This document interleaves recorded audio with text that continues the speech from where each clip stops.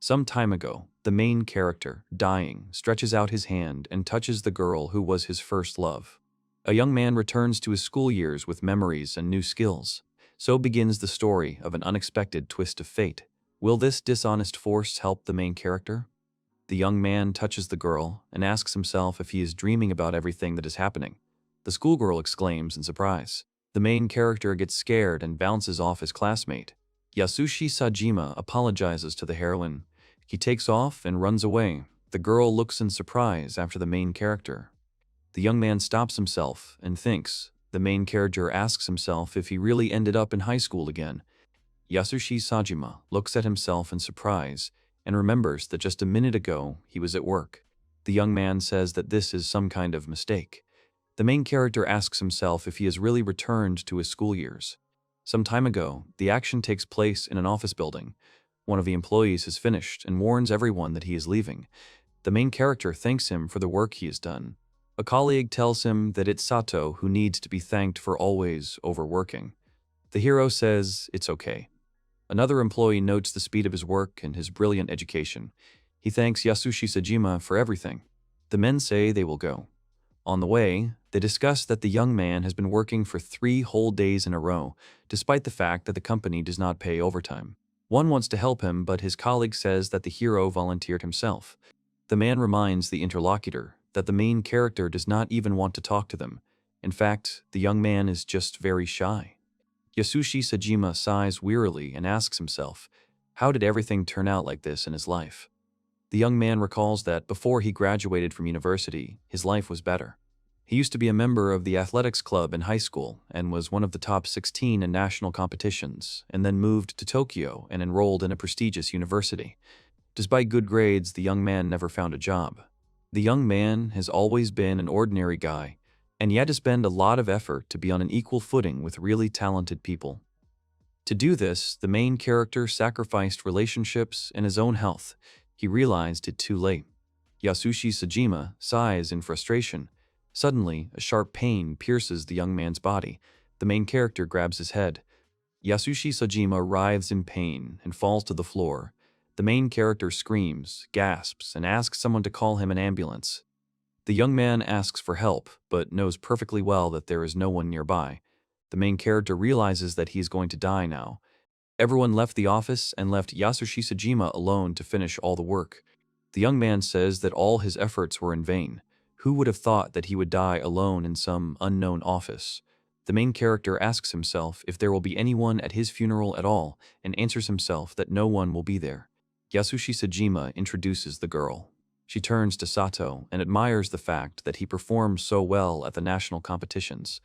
The young man laughs. The main character says that before he dies, he remembers his first love, which he never confessed. Yasushi Sajima grins and calls himself a 100% virgin. He thinks that the life he has lived is too pathetic. Suddenly, a voice is heard. He asks the young man if the main character wants to live his life anew. Yasushi Sajima is surprised and decides that he has started hallucinating. The voice says that if the young man agrees, he will give him a second chance, and in return for this service, the main character will have to fulfill his wish. The voice tells the young man to get stronger and prepare for this day. The main character does not understand what he is talking about and asks why he was chosen. The voice tells him that he chose Yasushi Sajima because it was necessary. A school teacher enters the toilet. He turns to the main character and rejoices that he has found a new one. The young man is startled by surprise. The man asks Yasushi Sajima what is wrong with him and assumes that the main character has a stomachache from nerves. The young man asks again, confused. The teacher asks the main character if he is feeling unwell and suggests that the young man see a doctor. Yasushi Sajima hears a strange beeping sound and notices that something like a touchpad has appeared in front of the teacher. The young man denies feeling unwell. Yasushi Sajima asks the man what kind of business card or projection he has. The main character does not remember that in the era of cell phones, technology was at such a level. The teacher is surprised and asks the main character what he saw on his shirt. The projection shows the data of a man. His name is Tanaka Ichiro. The man is 30 years old and does not possess any distinctive skills. The main character answers the man what he thought. Yasushi Sajima wonders if only he sees this card. The teacher tells the young man that if he feels fine, he should go back to class, as the admission ceremony will begin very soon. The main character agrees. After graduation, the students go home. Yasushi Sajima is walking alone. He sighs and says that he is very tired. The young man decides that everything that happens to him is not really a dream, because in a dream he would not feel so tired. The main character looks at other students and realizes that now he can see their characteristics, as it happens in games. He can even see their personal information. After looking around, Yasushi Sajima crashes into a tree branch. The young man feels pain and is finally convinced that this is definitely not a dream. The main character thinks about it and comes to the conclusion that he was transported back in time. The young man tells himself that that voice was not a hallucination. Yasushi Sajima recalls that the voice told him to prepare for this day, but he did not explain which one. The main character asks himself what he might need from him. The young man wonders if he has some kind of ability, for example, high attack power, or some other cool skills. Yasushi Sajima asks himself how to view his own characteristics. The main character tells himself that there never seemed to be anything special about him. At this moment, only one phrase catches the young man's eye. Yasushi Sajima reads from his business card that his title is a born hard worker. And after that, the main character becomes indifferent to where the dream really is and where the reality is. This phrase gave meaning to the worthless life of a young man. She gave the main character hope. A familiar voice is heard. He turns to Sato Yasushi. The voice tells the young man that it has high hopes for him. The main character gets inspired and says that it's okay, he'll fix his life. Yasushi Sajima promises that this time he will have no regrets about his wasted life. That's how the second life of the main character began. However, the young man feels that he is very tired. The main character remembers that he is in the body of a teenager in the prime of his life. Meanwhile, Yasushi Sajima's level is rising. The young man is happy. The main character guesses that in order to raise the level again, you can just train. Yasushi Sajima says that it has been decided. From that day on, he does 200 sit-ups, push-ups, and abs exercises. Running for 5 kilometers is the cherry on the cake. The main character decides that he will slowly become stronger. The young man says that he can improve his skills at the same time. Someone is approaching the main character. The girl asks Yasushi Sajima if it is true that his name is Sato. She notices that the main character is fine. The schoolgirl says she was afraid that the young man had fallen.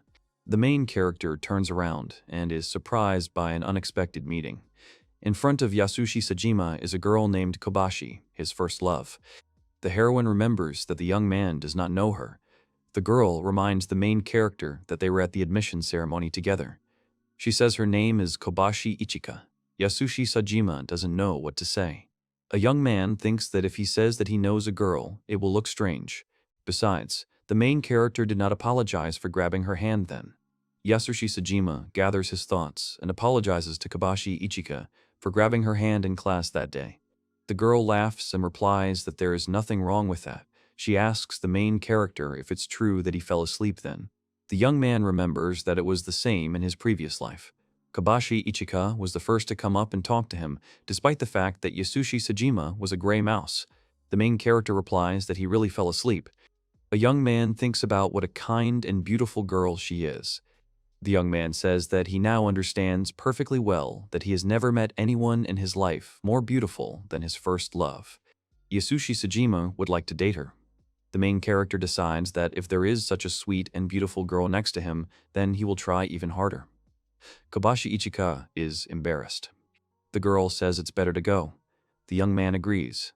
Yasushi Sajima is worried that he was looking at her too closely, so she thought he was a pervert. The girl says goodbye to the main character. The young man responds in kind and says that, I would like to start dating her, it will not come by itself. The main character decides that he has to do everything himself. Yasushi Sajima says that in this life he will also die one day. Only this time he will have dear people and friends who will cry at his funeral. A young man does not care what he needs to achieve. The main character runs and tells himself that he will cope, because trying is his middle name. Kobayashi Ichika watches a new acquaintance and notices that he is covered in sweat and is not going to stop. The girl says that the young man is really trying. For the next 6 months, the main character trains day after day. As the level increases, the young man gets new skills. The harder Yasushi Sajima trains, the greater the result of his training. The main character even starts to buy protein. The young man's characteristics are growing much faster than he expected. Looking through his business card, Yasushi Sajima discovers that his skills have changed, and the level has increased to the third. The main character is happy about how cool all his skills are developing. The young man says that now he can train even more effectively, and that he is already ready for this day. Yasushi Sajima says he feels great, and besides, the weather is gorgeous outside. The main character decides that today he can practice on the roof. The young man feels that now he has enough strength to jump to her. The main character runs and jumps. Yasushi Sajima sees a cat in front of him. She's lying right where he's supposed to land. The main character swears and screams that she will not have time to escape. The young man shouts at the cat to get out of the way. The young man accidentally activates some new power. Yasushi Sajima lands on the roof and rolls over it. The main character asks himself what it just was. The young man feels as if some kind of force has escaped from his body. The main character asks himself if this is really something that he has not been able to use all these 6 months. Yasushi Sajima suggests that it may be magic. The young man wants to repeat it, but he can't do it.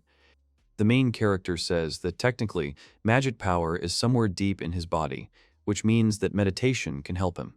The young man does not know how to meditate properly, but decides that he needs to try. Yasushi Sajima calms down. The main character sits down in a pose, normalizes breathing, and tries to concentrate. The young man relaxes completely and then begins to feel the full weight of his body. Yasushi Sajima feels some kind of hesitation in his stomach. The main character looks closely and sees a dim light in front of him. The young man receives the skill, Correction of Magical Power, of the 2nd level. The main character is happy about this.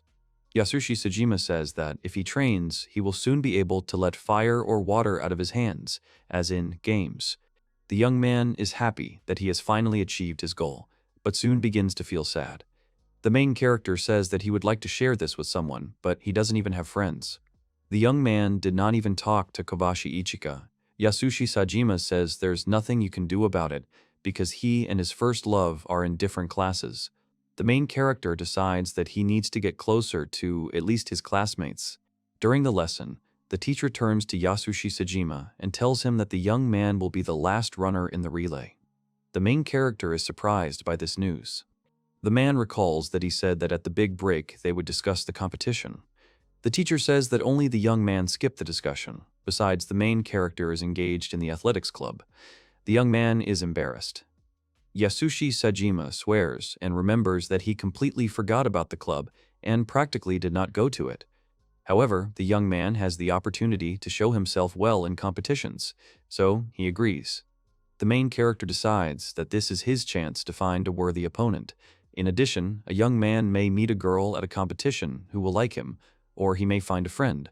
The main character's team is far behind the other team, so Yasushi Sajima decides not to run too fast. Otherwise, people will have questions. The young man is going to run with 1/3 of his strength. The main character hears someone talking.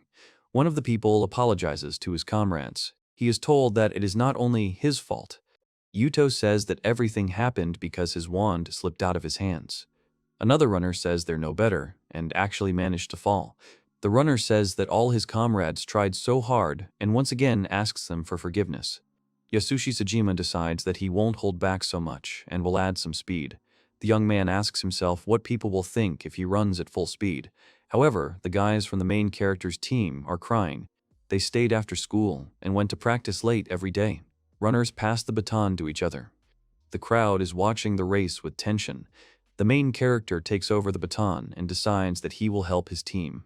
And immediately after that, the young man regrets what he did and that he got involved in it. Everyone asks each other what it was and if the main character is actually a human being. The referee announced the victory of the 3rd team.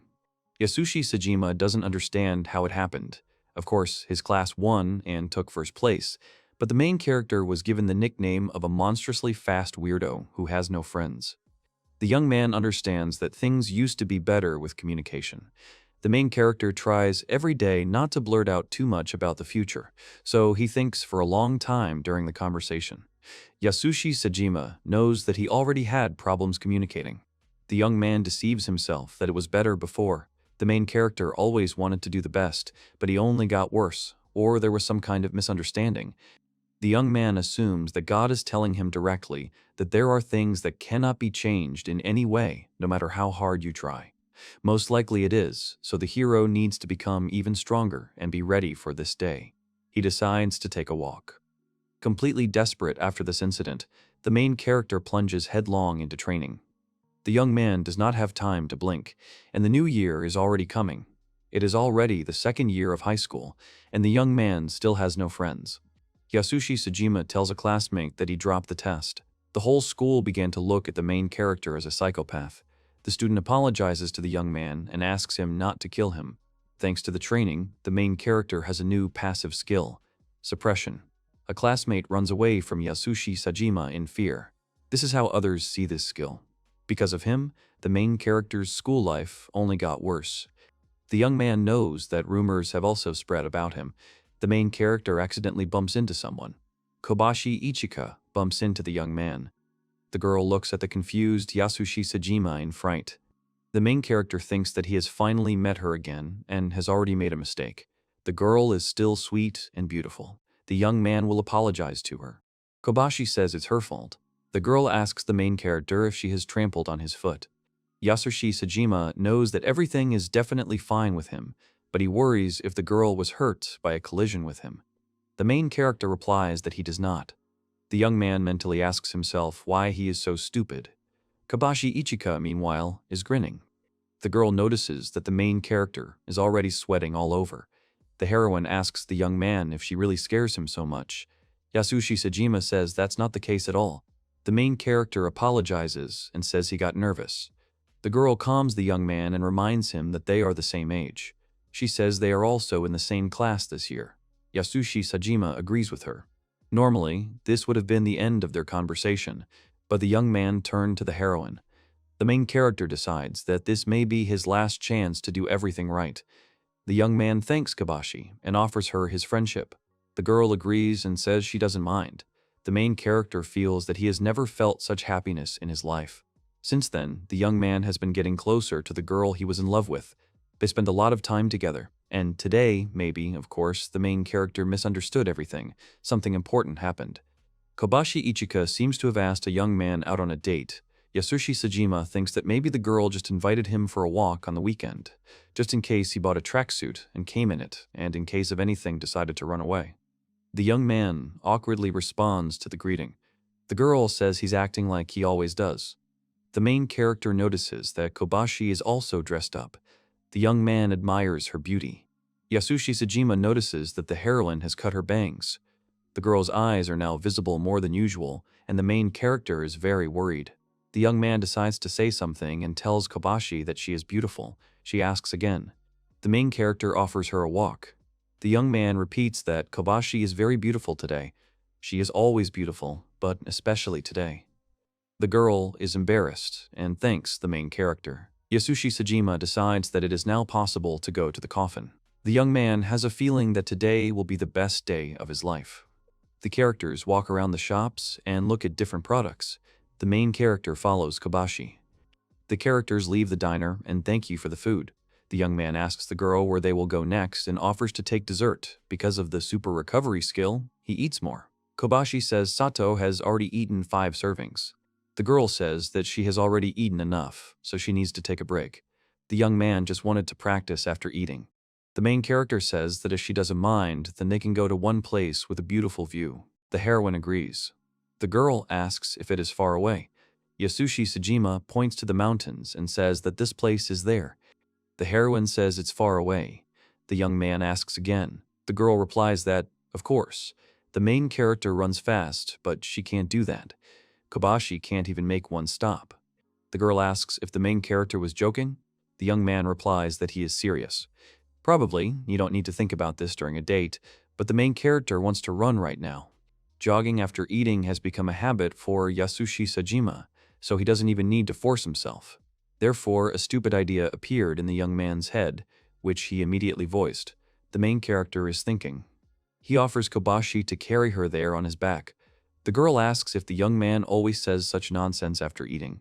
He replies that no, that's not it. At this moment, Kobashi takes the main character by the shoulders and climbs onto his back. She agrees if Yasushi Sajima can carry her. The girl says that the young man is very fast. She knew, of course, that he was fast, but not that fast. The girl asks the main character if she is heavy and if he is tired. Yasushi Sajima says that everything is fine. Kobashi Ichika is light, but he is not running at full speed. The girl asks herself if the main character is even human. The young man asks the heroine to tell him if she gets tired. Kobashi says she's not tired yet. It's even cool. The main character says that thank God. Yasushi Sajima can run at the speed of a train, but now he is holding back so that the girl is comfortable. And to keep the wind out of Kobashi, the young man put up a thin and almost invisible barrier. The main character realizes that he trained for a reason. The girl says that she is a little embarrassed, but having fun. The young man asks the Almighty, "Is this the same day?" All these workouts have finally paid off, and the main character is carrying Kobashi on his back. Yasushi Sajima cursed the day he got suppressed. It was a test on the way to friendship with Kobashi Ichika. The young man thanks the mysterious deity for giving him a second chance after death. The main character says a huge thank you to him. The girl admires the beauty of the mountains. She asks the main character how he found this place in the first place. The young man replies that he was just passing by here, but when there are no clouds, the view is better. Yasushi Sajima says it's cloudy today, so it's not exactly that. The main character apologizes to the girl. Kobashi Ichika says that everything is fine. It's beautiful here, and besides, the young man carried her. The girl smiles and says that it turned out to be a fun day. Yasushi Sajima turns to his friend and says that he will ask a strange question. The main character apologizes for him in advance. The young man asks the girl if she's afraid of him. The main character says that there are various rumors about him at school.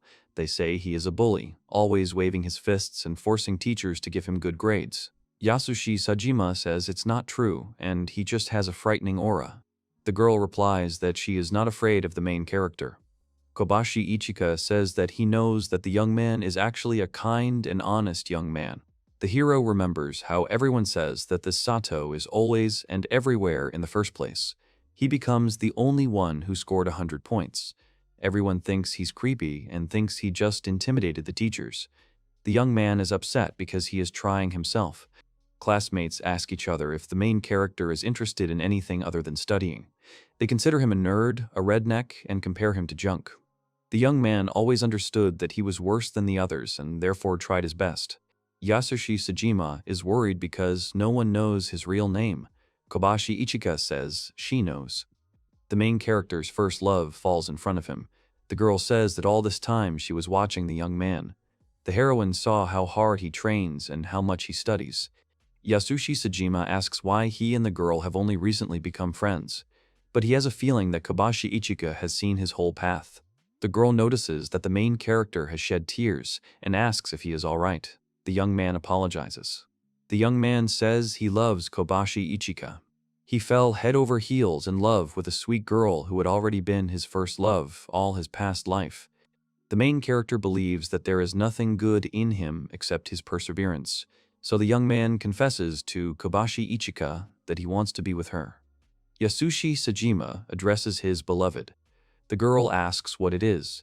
If the girl does not mind, then the main character is going to ask her to meet, but he does not have time to finish.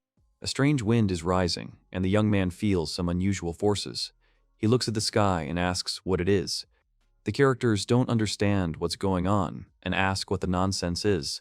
The ground under Kobashi Ichika's feet begins to crack. She quickly disperses and pulls the heroine inside. The main character rushes to Kobashi to save her.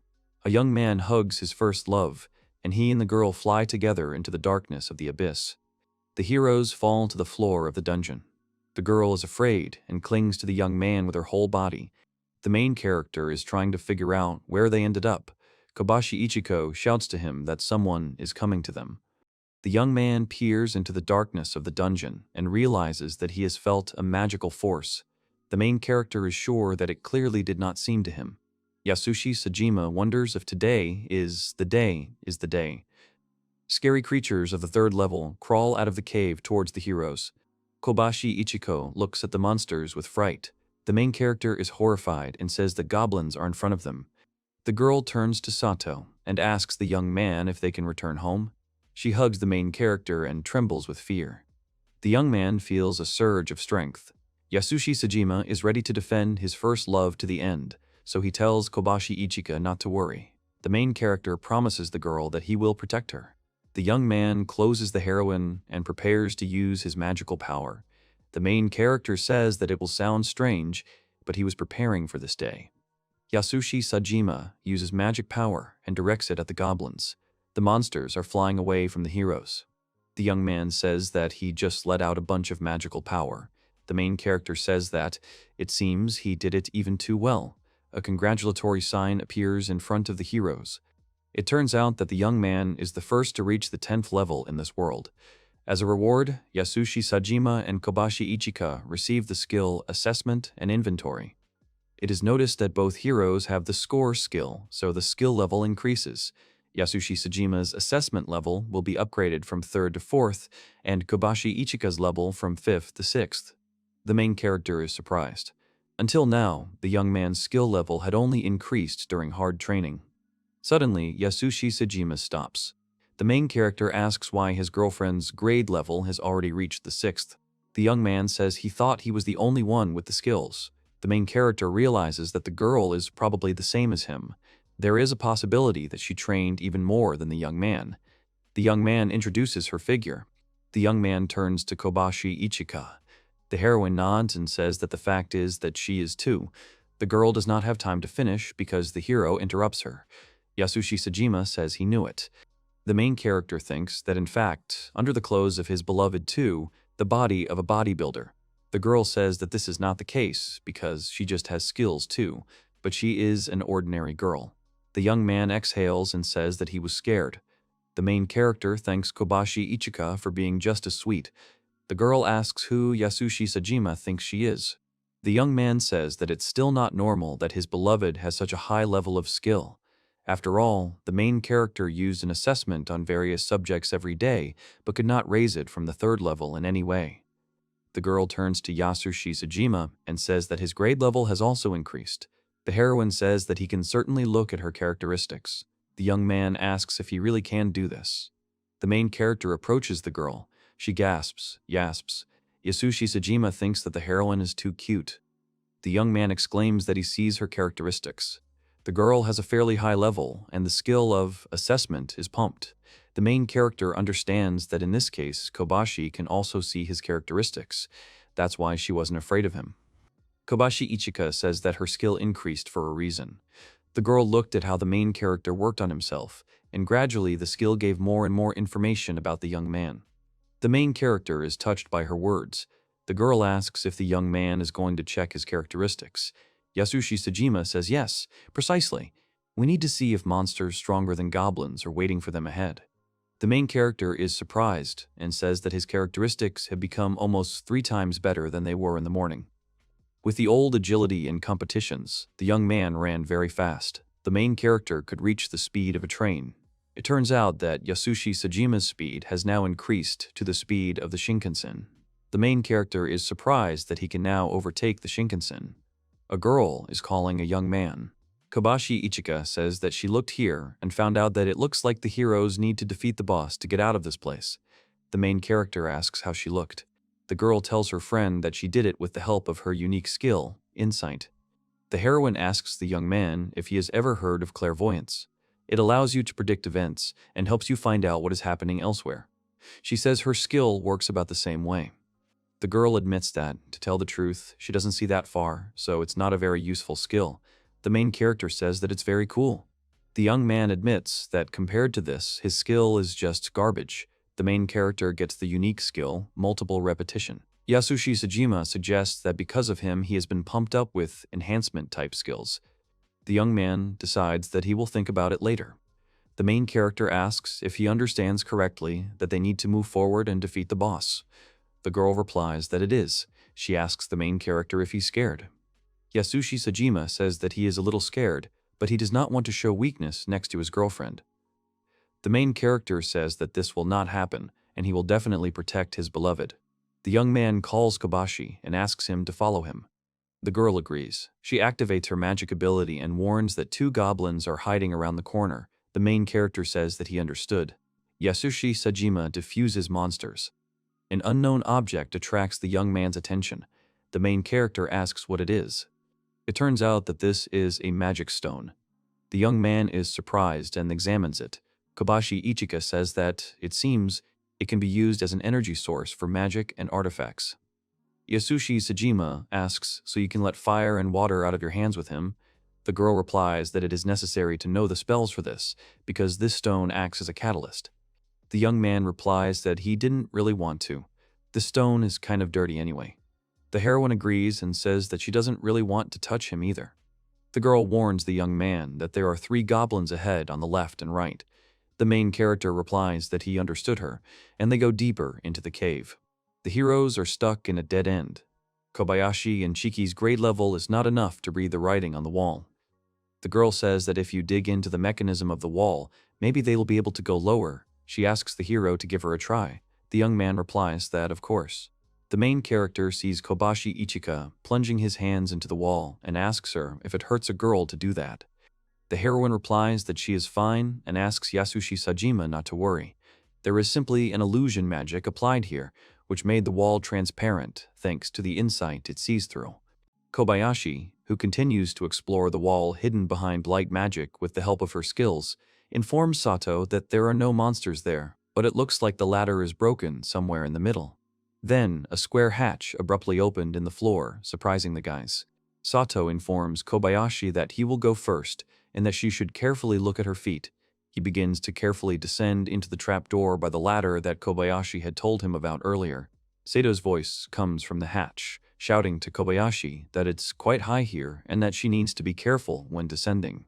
She shouts back that she understood his warning and also begins to descend the flimsy ladder into the hatch. Suddenly, Kobayashi stopped. She does not feel the next step or the bottom with her feet and is very surprised. She is indignant that this is really a bit high for Sato, because, in her opinion, there is just a hole in nowhere. Suddenly, Kobayashi couldn't resist and abruptly fell down the stairs. She squeezed her eyes shut and fell down with a loud scream. Sato heard her scream and turned around, anxiously shouting her name into the darkness. Sato, who jumped up in time, deftly caught Kobayashi in his arms. He blushes desperately and asks if she is okay after the fall and if she has hit herself.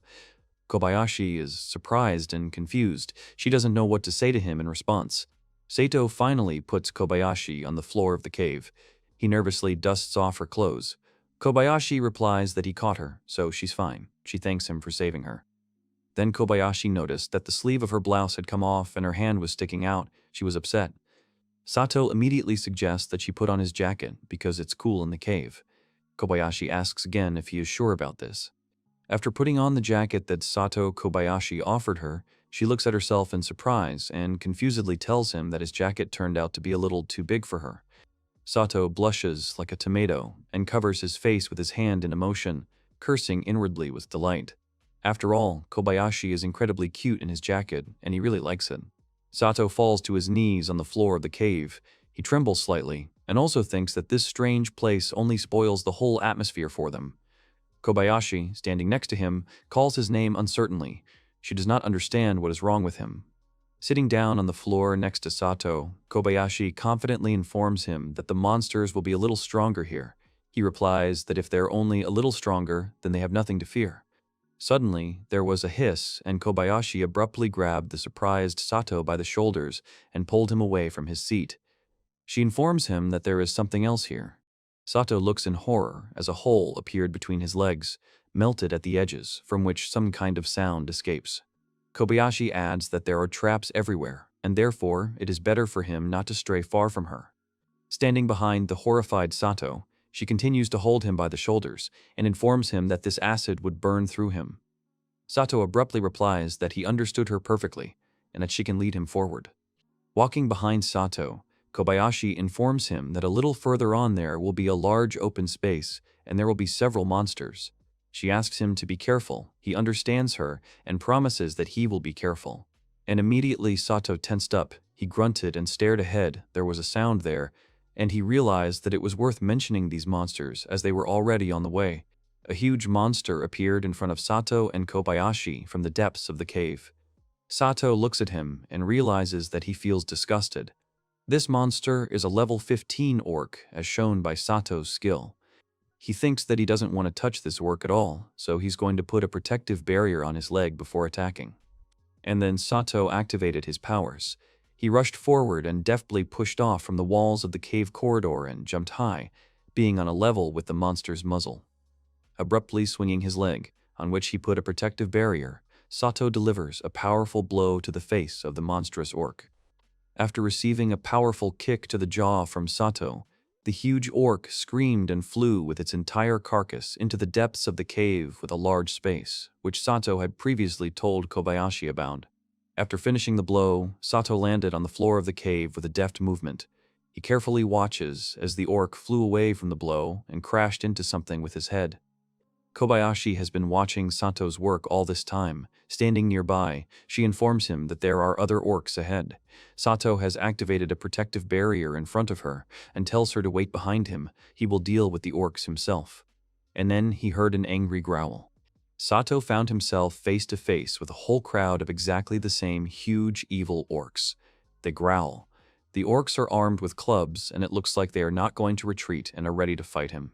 Sato is surprised and a little scared. He automatically shouted out loud that there are a lot of them. Kobayashi, standing behind the protective barrier that he created, shouts something at him. She asks her to excuse her, but she will not help him here. Sato activates his abilities and physical skills again.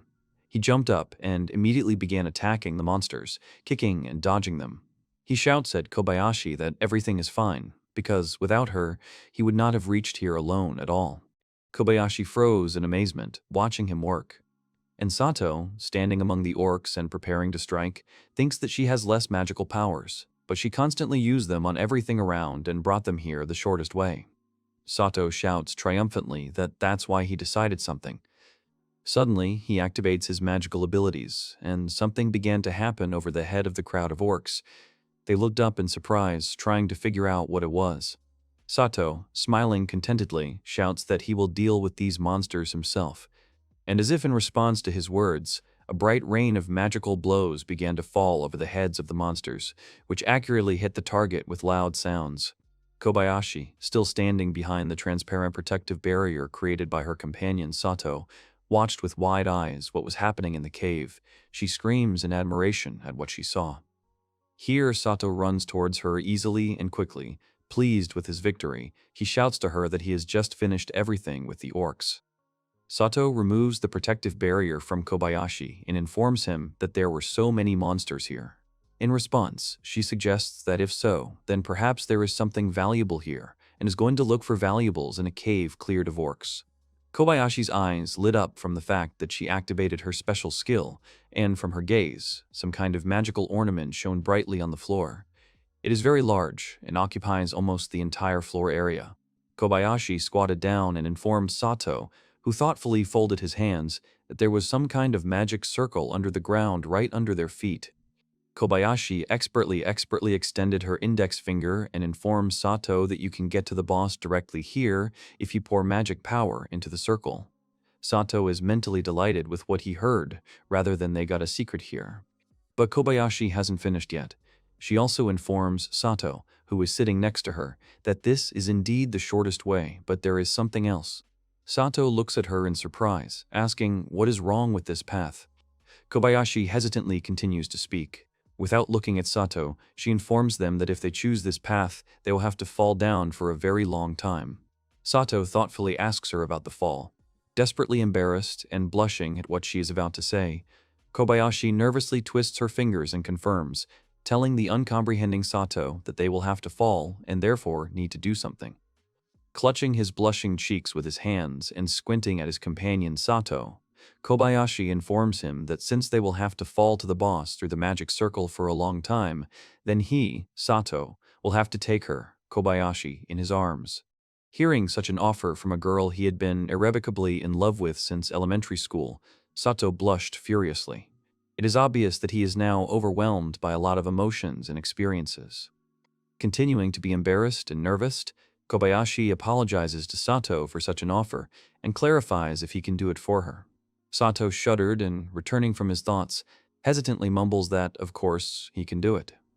Recovering a little, but continuing to blush like a schoolgirl, Sato repeats Kobayashi with assumed calmness that he will be able to do it. In his mind, he shouts thanks to the dungeon in which they found themselves.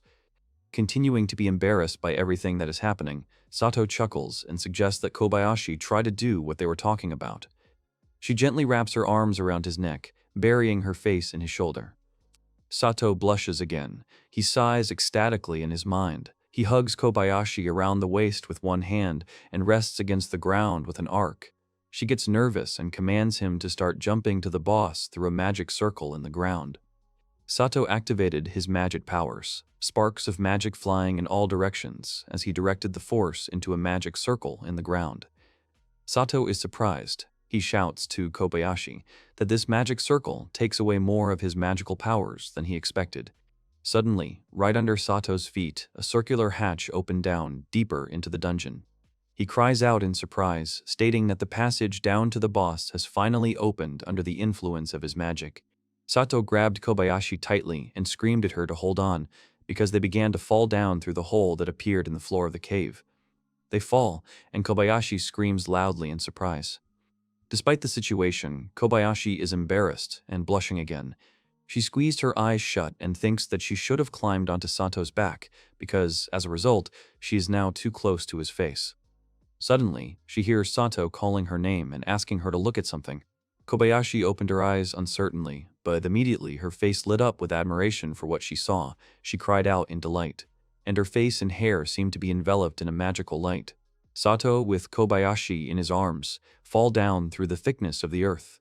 Around them, the walls of the tunnel emit a bright, beautiful light, as if gold veins that permeate this strange place in which they found themselves by jumping into that hatch. Still falling, Kobayashi and Sato are delighted. They look at the space around them with wide-open eyes. Kobayashi can't stand it, and tells Sato that it is very beautiful. Kobayashi keeps talking. He tells Sato that she feels like someone has deliberately lit up everything around her. Sato, hearing this, laughs and adds that the fall was not terrible at all. And finally, the bottom of the tunnel appeared. Sato grabbed Kobayashi tightly and with a deft movement landed on the floor of the cave with both feet. The movement sent clouds of dust and power surging around him. A confused Kobayashi, as if to confirm her words at the magic circle, informed Sato that she also said that they would have to fall for a long time and that her request to take her in her arms was not a whim. Sato agrees, it's true. Sato thought about it. He thinks that if this passageway, an obviously secret tunnel, was made by a local boss, then he is probably much more intelligent than the local green-skinned orc monsters. Then suddenly, cute Kobayashi looked out from behind Sato. She smiles at him and, as if in response to his thoughts, informs him that perhaps they will be able to negotiate with the local boss and not fight with him. Embarrassed by her attention, Sato smiles sheepishly. He seems to carelessly shaggy his hair and informs Kobayashi that he is actually thinking the same thing right now. Ahead, right in front of Sato and Kobayashi, there was a sturdy door bound with metal strips and obviously very strong in appearance. Kobayashi suggests that Sato go ahead because their boss is right outside this door. Sato cried out in surprise, is he really already here? But it seems Sato still believes in Kobayashi's words. He confidently clenches his fists and heads for the door. He decided that he should try to talk to this local boss first. Kobayashi giggles nervously behind Sato. Sato is confident. He puts both hands on the large metal-bound door and opens it. A blinding bright light is pouring out from behind the door, and someone is mentally relying on Sato. But it is possible that he is relying on the voice that he heard earlier. Right behind that massive door, Kobayashi and Sato saw two huge, penetrating eyes that clearly belonged to someone incredibly large. And someone's voice said in surprise that, wow, there were people in front of him. Kobayashi and Sato, who boldly opened the doors, are now standing silently and staring at the owner of these eyes as if mesmerized. They both froze in shock. The same powerful voice informed them that he had not seen a living person in his home for several centuries. A real dragon met Sato and Kobayashi outside the door, monstrously huge and invincible. Sato seemed to think from the outside that it looked like he and Kobayashi would not be able to come to an agreement with the boss they so wanted to find. Standing at the foot of a huge dragon that turned out to be the local boss, Sato and Kobayashi are still stunned into silence, but the dragon is clearly not going to be silent. He examined them carefully and grunted, asking affirmatively if the two of them had special skills. Next, the dragon turned his attention to Sato. He examined him and, as if in thought, says that the young man in front of him turns out to have a very high level of strength. The dragon seems surprised by this. The dragon calmly asks Sato, amazed to the depths of his soul, how many he destroyed for this. Sato is worried and shouts that everything is wrong and that he has become stronger only because he has trained hard physically. Sato has fallen into extreme agitation. His thoughts and words are confused. He tells the dragon that it just happened and that the result exceeded even his expectations, and that's why it happened. Mentally, he's scared because he can't even talk to the dragon properly. Kobayashi, standing behind Sato, is silent, and Sato is scared. He thinks that his business is bad. After all, he can't find the right words as soon as he starts thinking about the fact that he will have to fight a dragon now. Sato hastily apologizes to the local dragon boss and informs him that he is sorry that they defeated so many of his comrades while coming here, and that they just want to leave here and return to their surface. The dragon is surprised about which comrades we are talking about. Sato fell silent in surprise and mumbles something unintelligible in response to the dragon's words. Meanwhile, the dragon calmly clarifies that the man has just called some goblins and orcs his comrades. The dragon turned away and waved his paw irritably. He tells the people standing in front of him that orcs and goblins are completely different creatures, and that this is the same as if he said that the insects from the surface are Sato and Kobayashi's comrades. Sato, realizing what stupidity he had uttered out of fear and uncertainty in a conversation with the dragon, immediately fell into horror at his words about his comrades. He awkwardly bows to the dragon and loudly apologizes for his words. The dragon huffs in annoyance, and Sato, looking at him, thinks that now there is such a majestic dragon in front of him, and that he doesn't feel disgusted with him like those green-skinned monsters he defeated in the cave a little earlier. Sato worries and curses in his mind. He thinks that people don't think about insect lives either. But with such an intelligent creature as this dragon, it may well be possible to come to an agreement peacefully. Meanwhile, the dragon stares at Sato and informs him in a calm voice that he is wasting his precious time. The dragon continues to speak and informs that the young man lacks incentive and that if he did not come here to show his strength to the dragon, then he has another way out. Suddenly, the dragon says that Sato can give him his companion Kobayashi as a sacrifice, and only then the dragon will possibly let him go from the dungeon.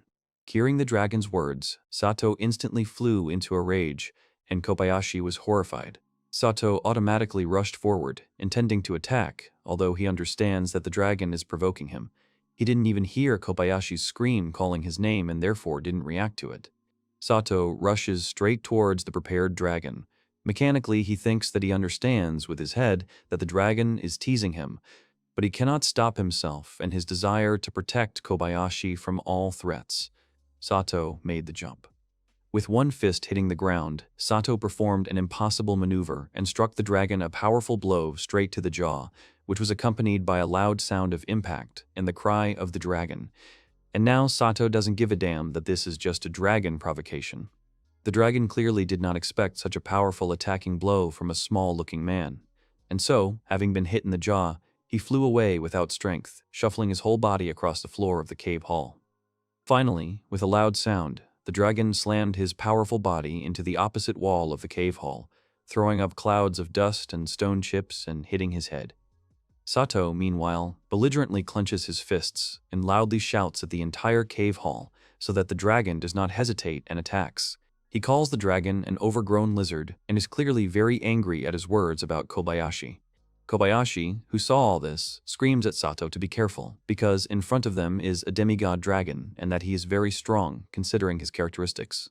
However, if Sato can hit him in a weak spot, then the dragon can be defeated. Sato understood her. Thanks to his skills, Sato sees screens with the characteristics of himself and the dragon. After assessing their overall strength, stamina, magical power, agility, and status, Sato realizes that he and the demigod dragon are now at about the same level of strength. But Sato realizes that he is still a beginner in a real fight, and he must not lose his vigilance. The dragon has recovered from the blow and furiously shouts that since Sato is surreptitiously hitting, now he will definitely not get out of here. Sato activated the barrier. Sato uses his barrier creation skill to use it to protect himself from the wrath of the demigod dragon and from his tail blows, which whipped up huge clouds of cave dust and crumbs around the combatants. Sato had also covered Kobayashi with the same barrier earlier, and now, while she was under protection, he had to concentrate on their battle with the demigod dragon. Sato clenched his fists and prepared to attack. The demigod dragon uses his skills with lightning speed and strikes Sato with his long and powerful tail, but Sato deftly parries the blows and puts blocks. The dragon does not give up and strikes Sato with a U-turn. Kobayashi, who is watching Sato work again, screams, calling him by name. When she sees the dragon hitting him over and over again, she worries about Sato. The demigod dragon is surprised. He shouts that his cunning tail strikes and turns have not brought results, and there is not a single scratch on Sato. Sato, although he flew away from such blows to the wall, but was not injured, but says that the dragon only scared him. Suddenly, for Sato and Kobayashi, the demigod dragon laughed out loud at everything that was happening. Through laughter, he tells Sato that this is all very interesting. And then the demigod dragon activated his powers again. He released huge claws, and from the flapping of his tail, dust and whirlwinds of magical power flew around again. He loudly informs the young man that he will fight with him in full force. With a long cry, the dragon strikes the strongest Euler with its huge paw with terrible claws directly at Sato, who is preparing for battle, who has covered himself with a protective barrier, but whether he will help is unknown. The dragon's paw hit Sato with all its might, and at first it was impossible to make out what happened, but when the streams of power dissipated a little, it became clear that by a miracle, Sato was able to stop the blow of the demigod dragon's paw, which nevertheless broke through his barrier. The demigod dragon is surprised again and does not seem to believe in what is happening. His eyes are sparkling. He seems to be asking himself if this man really stopped his blow, even when the dragon hit him with its full force. And now the demigod dragon is laughing loudly and uncontrollably again, so that the very air in the cave hall is shaken by these sounds. His paw is still near Sato, who stopped the blow. Sato looks at the laughing dragon in amazement and continues to hold him by the paw, and the dragon informs him that Sato is still immature, but already quite strong, like a shield.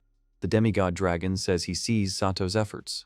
The demigod dragon thought Sato would use attacking magic, but he was wrong. But given his and Sato's characteristics, if the fight between them had continued, then the winner would have been quite clear.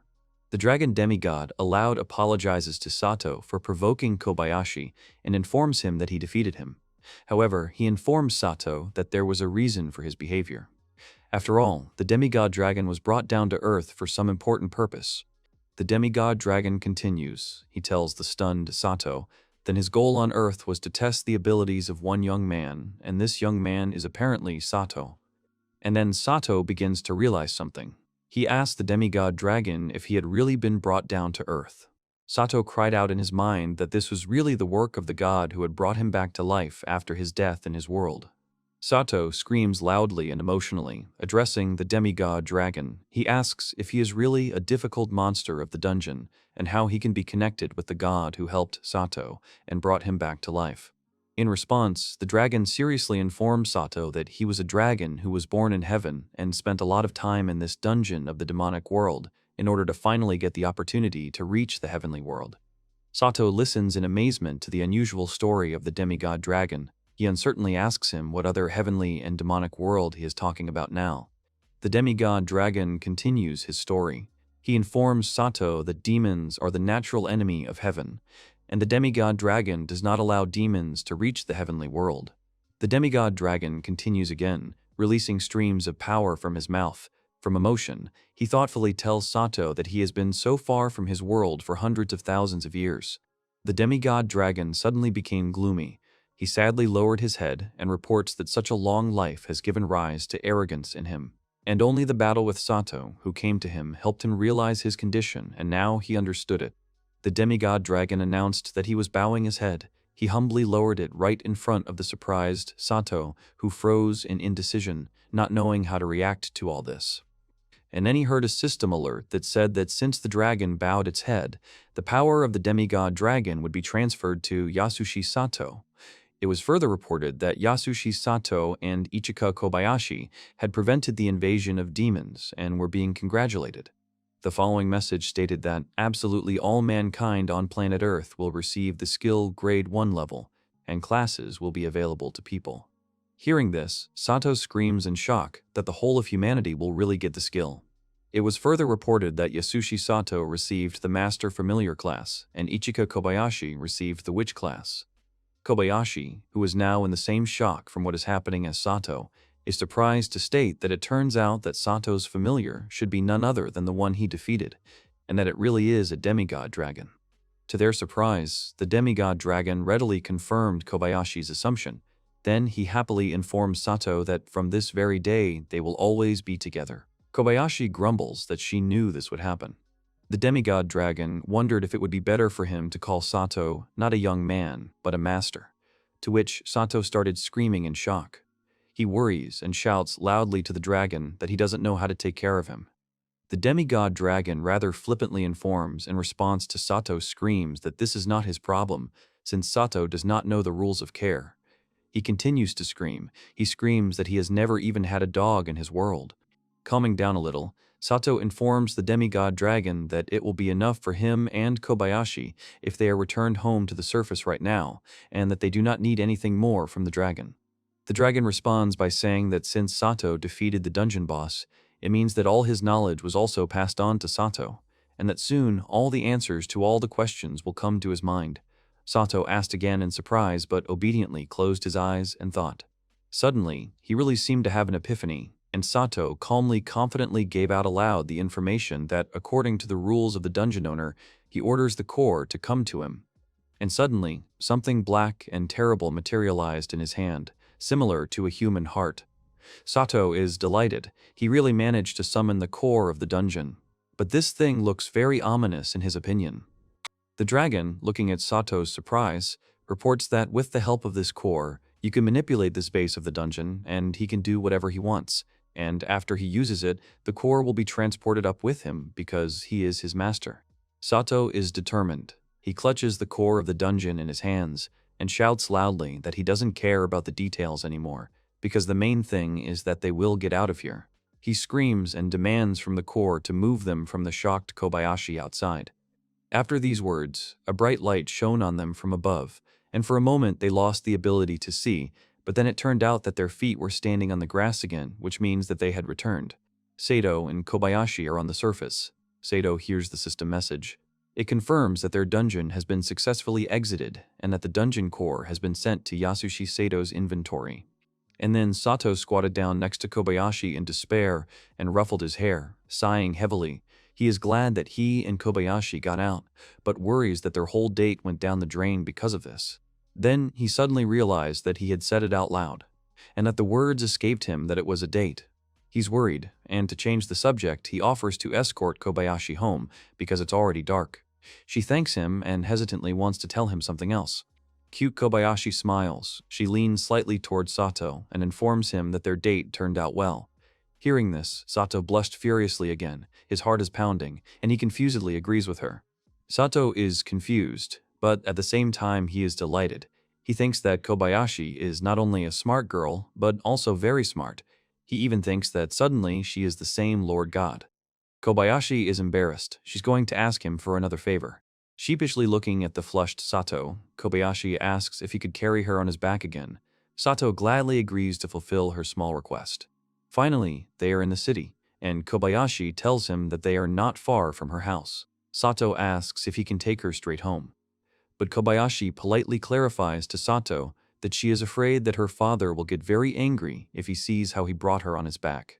Sato, who instantly imagined what would happen to him if the father of the girl he was in love with got angry at him, dejectedly gave out that he agreed with her. He put her down on the ground right where she asked. Kobayashi thinks she would really like to introduce Sato to her parents, but she also knows that first impressions are very important. She is a little excited by her thoughts and confused. She decides to say something to Sato and calls his name. Suddenly, Kobayashi stepped forward and unexpectedly hugged Sato, who was taken aback by surprise, from behind, before he had time to turn to face her. Kobayashi thanks Sato for their day together, and she also asks him to meet her again, but tomorrow after school. Sato is very surprised and gapes over his shoulder at Kobayashi hugging him. And now Sato was already in front of his house. Standing at the front door, Sato wonders how he got to his house in the first place. He doesn't remember anything about this path. Sato continues to reflect on what happened. He carried Kobayashi on his back 2 whole times today, and his heart was beating so hard at those moments. Sato suddenly froze at the front door. The memories of today, including the fact that Kobayashi hugged him again, made him blush to the tips of his ears from embarrassment and excitement. Entering his house, Sato lists his achievements for the day because his level has increased today, and he has become the owner of the demigod dragon. But with all this, he can now only think about Kobayashi. Sato smiles broadly and enters the house and shouts to his family that he is at home. He thinks that today he will definitely sleep a very happy man. He hears some noise. Suddenly, his mother ran into him from the doorway. She is worried, shouting his name. She asks where he's been hanging around all day and why he came so late. Sato is shocked. He clearly did not expect such a stormy meeting from his family. Mom hurriedly pulls Sato by the hand into the house, shouting that if he hasn't seen the news yet, then he should watch it. Sato is surprised, hurriedly taking off his shoes. He asks her again what the news has to do with it. Looking at the TV screen, Sato sees some dark object. The announcer reports that this video was shot around 17 downward today, and that it could be a castle since it looks like some kind of fortress, or maybe it's even a military facility. The announcer continues to say that the whole world is in chaos, and all of humanity has received some kind of skills. People are confused about each country, and that Sato Yasushi and Kobayashi Ichika may know the answers to the questions, and that everyone is now looking for these 2 people. Sweating terribly, Sato hears the announcer repeat from the screen that Sato Yasushi and Kobayashi Ichika are wanted, and that if anyone knows the whereabouts of these people, they need to report it to the police. After turning off the TV, Sato's mom menacingly asks him what she did today. Sato retorts, telling her that he didn't do anything. However, his mom won't let up. He screams, asking if he met Kobayashi in the morning and why all his clothes are so dirty. Sato is worried and continues to sweat. He mentally realizes that he has been discovered. Mom excitedly grabs Sato by the shoulders and shakes. She screams and demands to tell her directly if Sato got into trouble. She also demands from the shocked Sato to tell her what other dungeons and what classes are. Sato is terrified. He is worried and absolutely does not understand what he should do next. And his mom continues to make noise and shouts that when his dad returns, they will have a family meeting. A system message is heard over the cities that the divine trial is about to begin, and that the whole of humanity has been given the skill grade 1 level, as well as the opportunity to receive classes is open to them. Somewhere in the military establishment, a woman in uniform ran into the office. She asked Colonel Kimijima, who was there, if he had just heard this message. The colonel states that others have heard it too. Frowning at the man who entered, Colonel Kimijima gloomily asks a rhetorical question about what it was all about. He probably means the message he heard. Colonel Kimijima hunched his shoulders and wearily covered his face with his hand. He states out loud that the strange flying object has disappeared, and that perhaps it was all just a mass hallucination. He gives the order to the newcomer so that they collect as much information about this phenomenon as possible, since they still know too little and they lack data for a full analysis of the situation. The colonel is at a meeting with other military personnel. He curses and shouts that he does not understand what is happening and what he should write in the report at all. One of the employees reports that there is nothing trivial to write in the report since they have no information. Colonel Kimijima suddenly remembers that they now know about 2 names that can give them the necessary information, so the colonel is ready to give an order to his staff. Colonel Kimijima, looking at his men, orders them to turn the whole country upside down, but at all costs find him 2 people who can help him understand what is happening, namely Sato Yasushi and Kobayashi Ichika. One of the employees shouts in response that there are thousands, if not tens of thousands, of people with such names in the country. And does the colonel imagine how many people they will have to check at all? The colonel tells her that, of course, he understands everything. The employee who is protesting so vehemently informs Colonel Kimijima that she would like to take her vacation soon, and the colonel, putting his hand on her shoulder and calling her by name, is preparing to tell her something unpleasant. Colonel Kimido seriously informs a very upset Lieutenant Hatoyama that from this very moment she should be prepared for the fact that they will all have a lot of work. She screams that now he has to go on vacation. In his sleep, Sato hears someone persistently and repeatedly calling his name, probably trying to wake him up. Sato mumbles in his sleep, trying to wake up. It turns out that Sato was so persistently woken up by his mother, who informs the not fully awake Sato that he should wake up sooner because Ichika has already come and is waiting for him. Hearing such a statement from his mother, Sato immediately jumped up on the bed, throwing back the blanket. He screams at the whole room, trying to call Kobayashi's name, then asks his mother what she said, as if she did not believe in what was happening.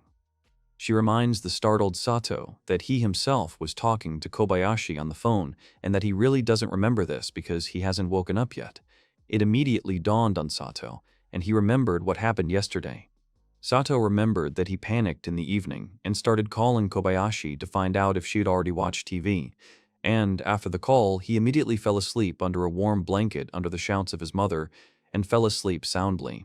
Sato's mom huffs with displeasure that her son turns out to be so ill-mannered. Since he makes the girl who came to visit wait so long for her appearance, she goes downstairs, and he shouts that he is coming soon. Going down the stairs, Sato hears his parents apologizing to Kobayashi that their son is such a badass and that he will now go downstairs to meet her. Kobayashi, in response, asks to forgive her for the unexpected visit. Sato's father informs Kobayashi that his son apparently started a teenage rebellion and he also had no friends, and his father began to seriously worry about him. Kobayashi replies that it would probably scare her too. Then, a disheveled Sato appeared from the door. He uncertainly wished everyone a good morning. Smiling happily, Kobayashi mutually wishes good morning to Sato, who has finally appeared. Hearing her greeting, Sato froze, lost in his happy thoughts. He's trying to figure out what he's feeling right now. And he feels as if he and Kobayashi are already living together. And that slap on the head from mom brought Sato to his senses. She tells him not to stand still, but to go and at least wash his face before talking to the girl.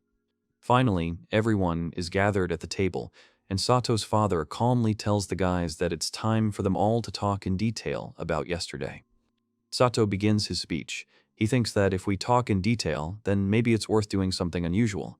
He paused and wondered if he should start the story by saying that this was his second life in the world.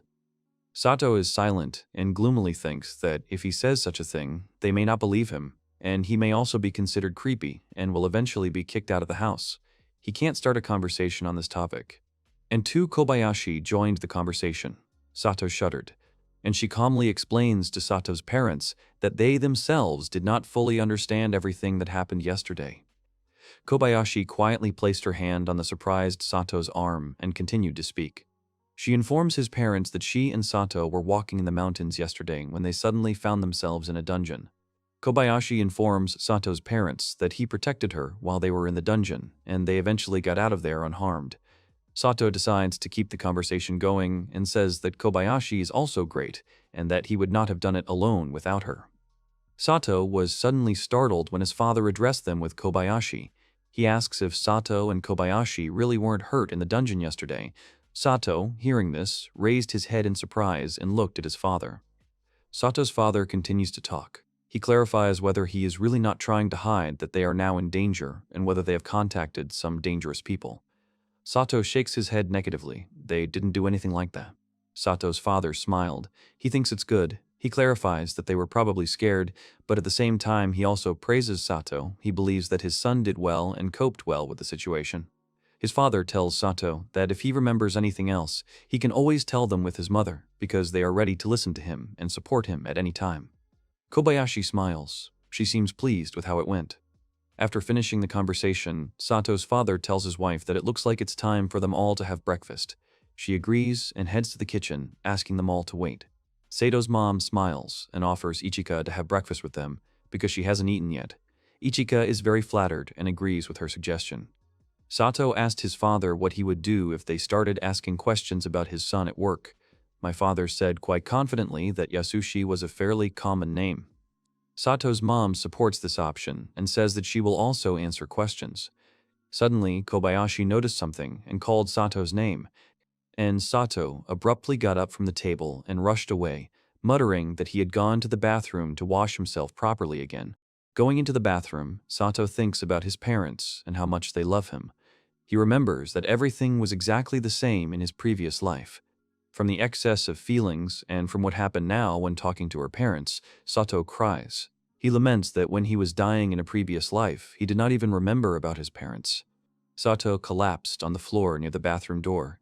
He cries and apologizes to his parents for being such a badass.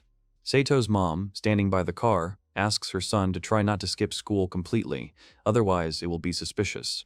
Sato agrees. He plans to go to lessons in the afternoon. Sato's father is also leaving for work and asks his son not to overexert himself today. Sato promises that he will not and waves to him.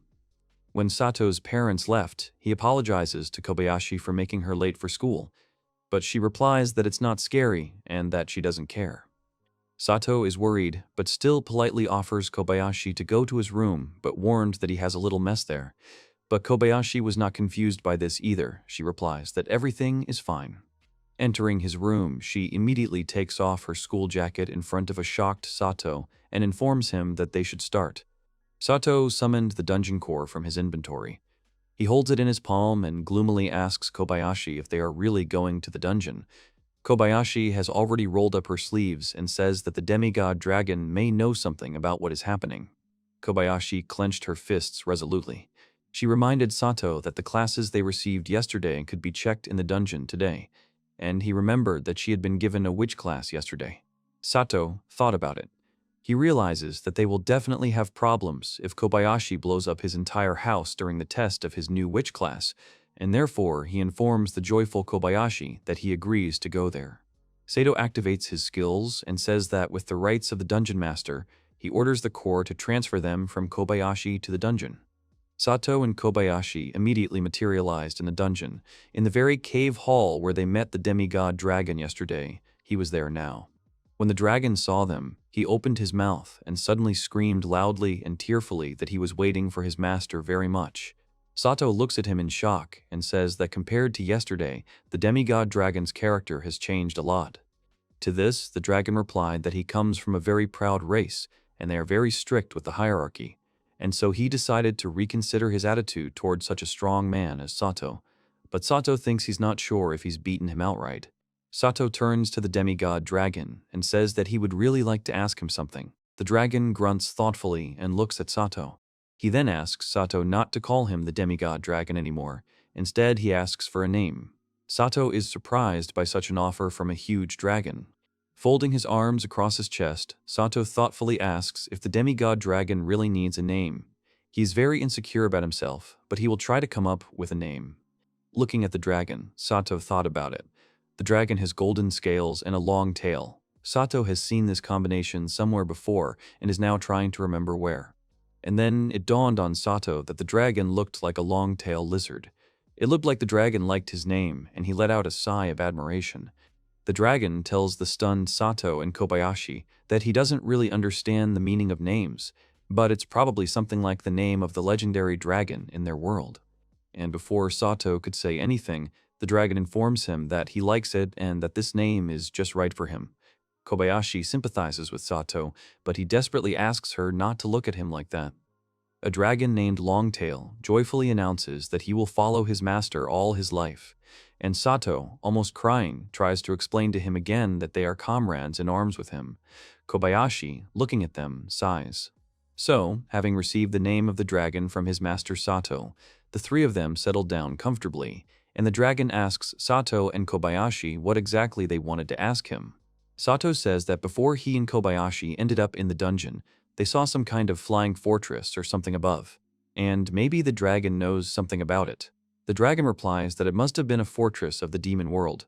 The dragon continues to speak and informs the startled people that the fact that this fortress appeared in front of them may mean that there will soon be an invasion of demons into the human world. The dragon also informs that the world of humans and the world of demons have crossed. Space and time have merged together.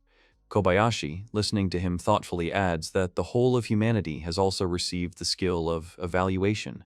She asks the dragon if this means that they will have to fight the demon world with all of humanity.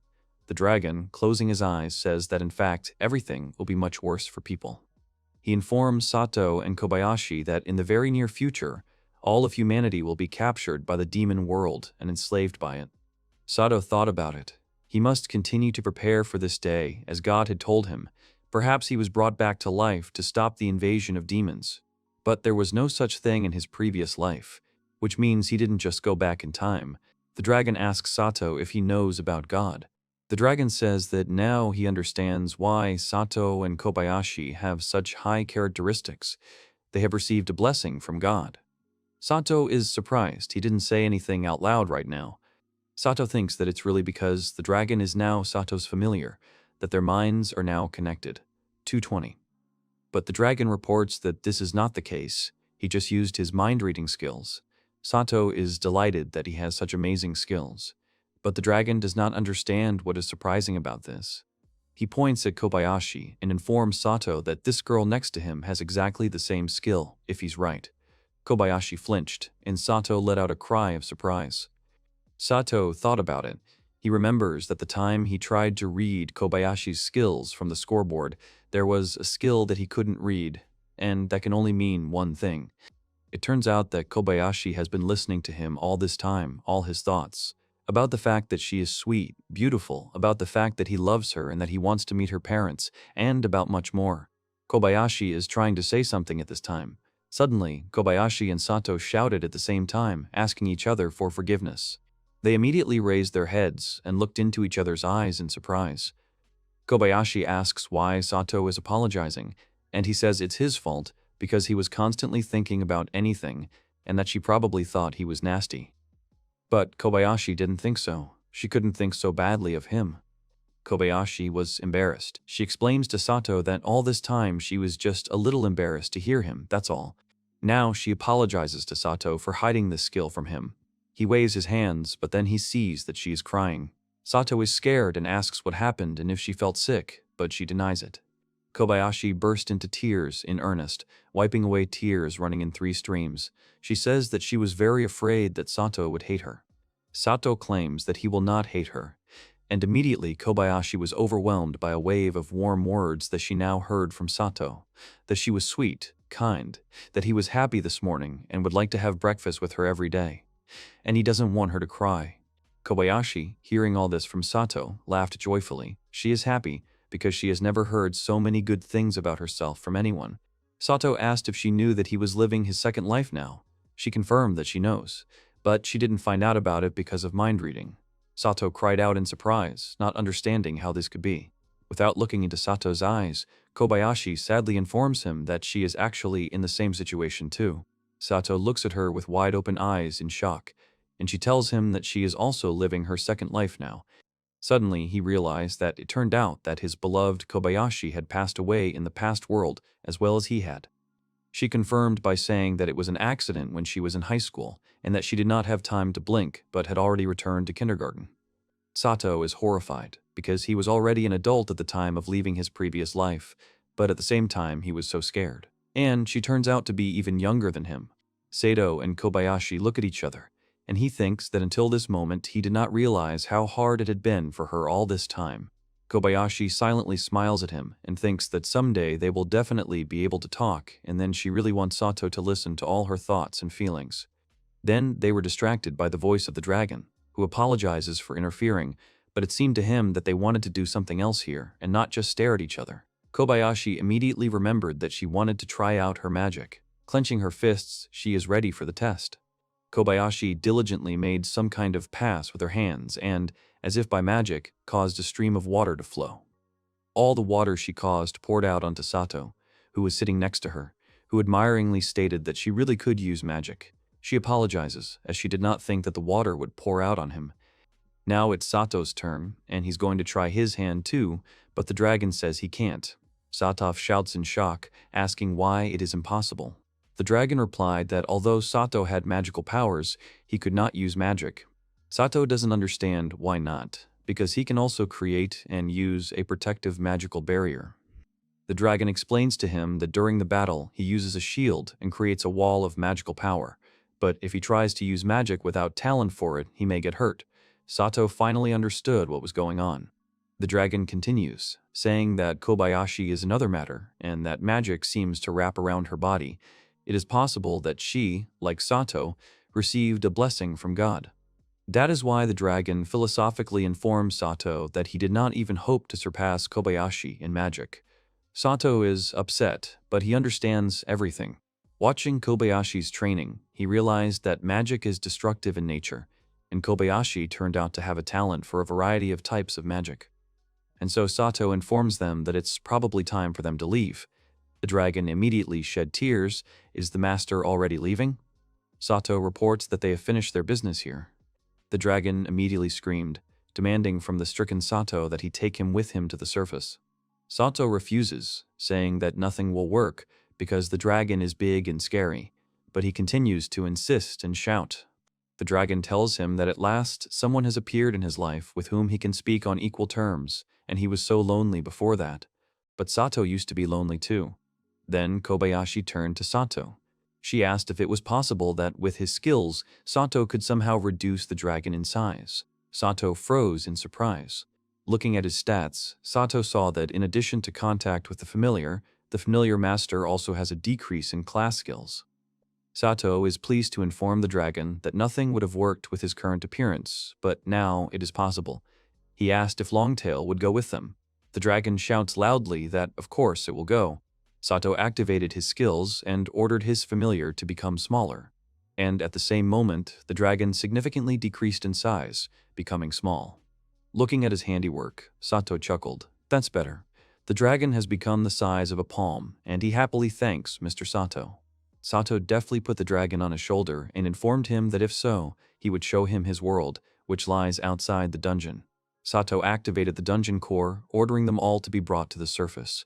They ended up in Sato's house, in his room. The dragon is delighted to ask if this is their home. But the dragon asked if his Lord Sato's dwelling was too small, to which he replied gloomily that he actually did not plan to share it with the dragon. Looking at their watches, Sato and Kobayashi realized that they had spent much more time in the dungeon than they had planned, and that they needed to get ready for school as soon as possible.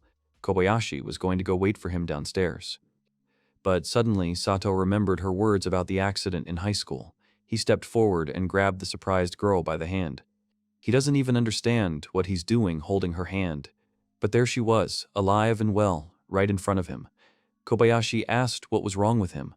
Sato closes his eyes and thinks that he is afraid to let go of her hand, and he wants to always be with her. Hearing his thoughts, Kobayashi happily told the confused Sato that if so, he could not let go of her hand. Sato was embarrassed, as was Kobayashi. They stood in the middle of the room for a while, holding hands and unable to move away from each other. Several months have passed since that memorable day, and now the day has come when he and Kobayashi received a request from the country as a couple. It was a request for their education at the School of State Defense, and here their new school life awaited them. Sato happily thinks that this is the place where they are taught to use their powers, and it is here that they will meet other people with classes. And although this building was intended for another one, it was reclassified in a hurry. Kobayashi smiles sweetly at Sato and wishes him good luck in meeting the new people he was just thinking about. Sato started in surprise. Sato makes excuses, saying that he is nervous, and she giggles and tells him to try his best. Since he found out that Kobayashi can read minds, she has teased him more often, but he feels that they have become closer, and that makes him happy. But Sato understood that it was too early for him to relax, and he would have to try. At this time, Sato and Kobayashi are being watched by a man who probably recognized Sato. The man with the unpleasant appearance muttered Sato's name through his teeth, and Sato had no idea that his new classmates would treat him with such hostility. Kobayashi gently patted Sato's shoulder, who had dozed off, and called him softly. The young man did not open his eyes, but only mumbled sleepily. Then Kobayashi called out to him louder than the last time. She reminded Sato that they were at the admission ceremony now, and told him not to sleep. This time, Sato did open his eyes and sleepily rubbed them, not understanding what kind of admission ceremony Kobayashi was talking about. He suddenly started and opened his eyes wide when he realized what was happening now. The boy remembered that now they are together with Kobayashi at a new school. A man with glasses standing on the stage said that the director would now give a welcoming speech. Kobayashi folded her hands in her lap and angrily told Sato to get ready and come to his senses, because now there will be a speech by the headmaster of the school, to which they have transferred. Sato hesitantly agreed and apologized for dozing off a bit. The young man awkwardly rubbed his chin with his finger. Closing his eyes, he frowned a little and thought that he had dozed off due to the fact that his and Kobayashi's days had been very stormy for a very long time. A few months ago, Kobayashi and Sato came to school together. While the students were passing by them, talking carelessly, someone called out to the two of them, saying that they had already arrived. It was their director, with a tall man in uniform standing next to him. The director informed Sato and Kobayashi that a man from the defense forces wanted to talk to them. Sato flinched at this statement and asked in a dazed voice. The young man immediately drooped and nervously knitted his eyebrows on the bridge of his nose. He reproached himself for such a violent reaction and thought that he didn't need to worry so much about it. That man from the defense forces was a tall, dark-haired man in his 40s. He smiled amiably at the newcomers and introduced himself as Colonel Isao Kamijima. He apologized to Sato for coming to pick him up so early in the morning. After a while, they were already sitting in the waiting room. There, the colonel told them that since they had heard that announcement, they had thrown all their efforts into searching for Kobayashi and Sato. He thought that middle school students couldn't be special. He suddenly asked the children, who were sitting across from him, about whether they had cleared the dungeon. Kobayashi did not move at all from Colonel's words and continued to look at him calmly, while Sato's eyes widened in shock. He asked the colonel in surprise why he even thought it was him and Kobayashi who cleared that dungeon. The colonel calmly explained that Sato was gaining experience when he spent so much time in his field. The man said that being next to Sato, he already felt some pressure, but he understood that Sato was not a danger to him. Longtail looked out of Sato's pocket and thought that the colonel had been able to overcome the suppression skill. Sato noticed that Longtail was peeking out of his pocket, and this could attract the colonel's attention, so the boy tried to remove the dragon. The latter told him not to worry, because the colonel does not recognize a dragon in him and does not hear speech. Despite this, Sato stuffed the long tail into his pocket, saying that he couldn't show his face to Isao Kamijima anyway. The dragon sighed heavily and let out a grunt of displeasure, but still obeyed. Meanwhile, Isao Kamijima himself lowered his gaze and told Kobayashi and Sato that he was not going to harm them, even knowing that they had cleared the dungeon and were the chosen ones. He said he just wanted to know what these children knew. Sato thoughtfully put his hand to his chin, thinking about what to do next. He wondered if they would believe him if he told them everything he knew. Suddenly, Isao Kamijima bowed to them, sitting on the couch, and in a pleading tone asked the children to help them. Sato looked at Kobayashi in surprise, who looked back at him with a smile of agreement. Then they decided to tell everything. They told the colonel, who was stunned by their story, about the dungeon and the demon world, about skills and classes. The colonel listened to them very attentively.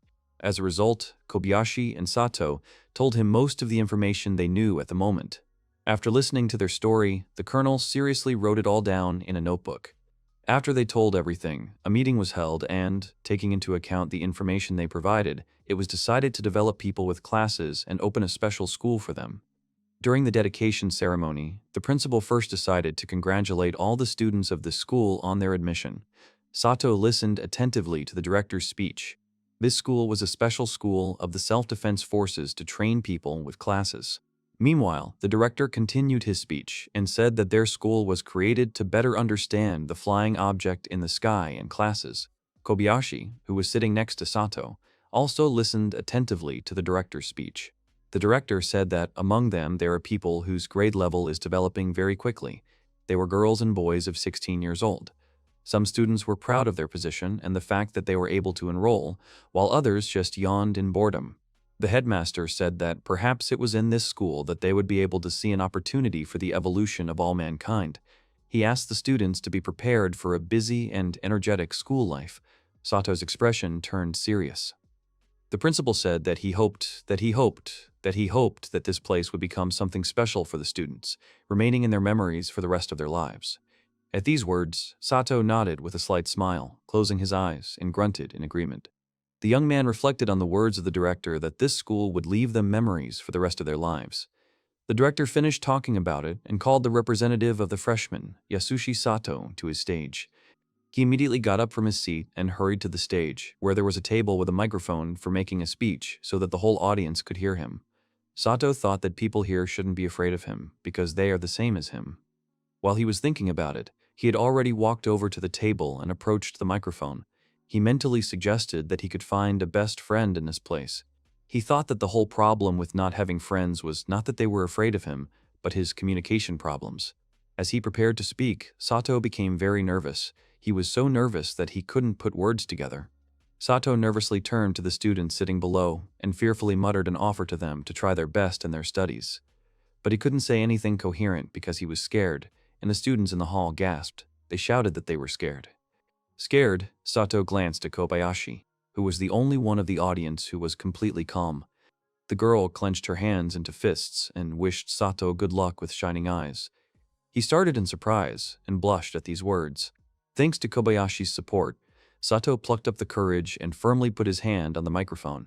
In a flat voice, he said that in fact, they know almost nothing about demons and their world, from which they come out here. The young man's voice sounded very confident now. He firmly exclaimed that they should all give their all to protect the people they care about from these demons. Kobayashi, after listening to his words, smiled. After that, Sato's confidence dropped a little, and he stammered that his speech was over. All the children gathered there were surprised by his words and remained speechless.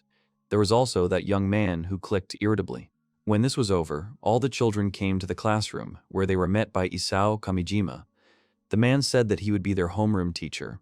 He said he was using his experience gained while working in the self-defense forces. After introducing himself, Isao Kamijima picked up a class magazine and said that now the children need to introduce themselves to the whole class in turn. He looked at Sato and said they would start with him. The boy started, stunned. He got up from his desk. Sato made an uncertain sound at first, but then he smiled and introduced himself to the class. The boy said that his class was a master of familiars, and he developed his skills separately. He was glad that he had managed to introduce himself like that. One of the children in the class gasped at the sinister way Sato smiled, and one child thought it was just a horror.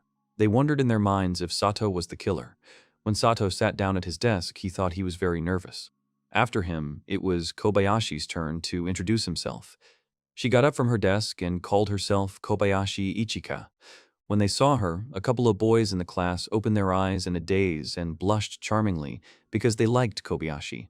Meanwhile, Kobayashi herself smiled benevolently and said that she belongs to the class of witches. She said with a smile that she was glad to meet everyone. Those boys shyly covered their faces with their hands, thinking that Kobayashi was very beautiful. When Kobayashi finished introducing herself, Isao Kamijima wanted to name the one who would be introduced next on the list, but the girl who was supposed to be next couldn't resist and raised her hand. She exclaimed that she was Satome Shinobu. Satome jumped up from her desk and enthusiastically, as well as with a joyful smile, exclaimed that she belongs to the ninja class. The boys from the class turned to her and thought that she was a Gyaru. The girl exclaimed that she wants to throw shurikens in all directions, and she also likes to choose shampoos. Isao Kamijima sighed wearily and remembered that Satome was in intelligence. After that, it was the turn of the next student. That student calmly said that his name was Daiki Matsuda. To see the boy who was now introducing himself, Sato had to look over his shoulder.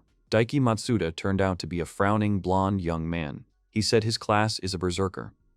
After he finished introducing himself, Daiki Matsuda looked straight at Sato, who turned to him with a gloomy expression on his face.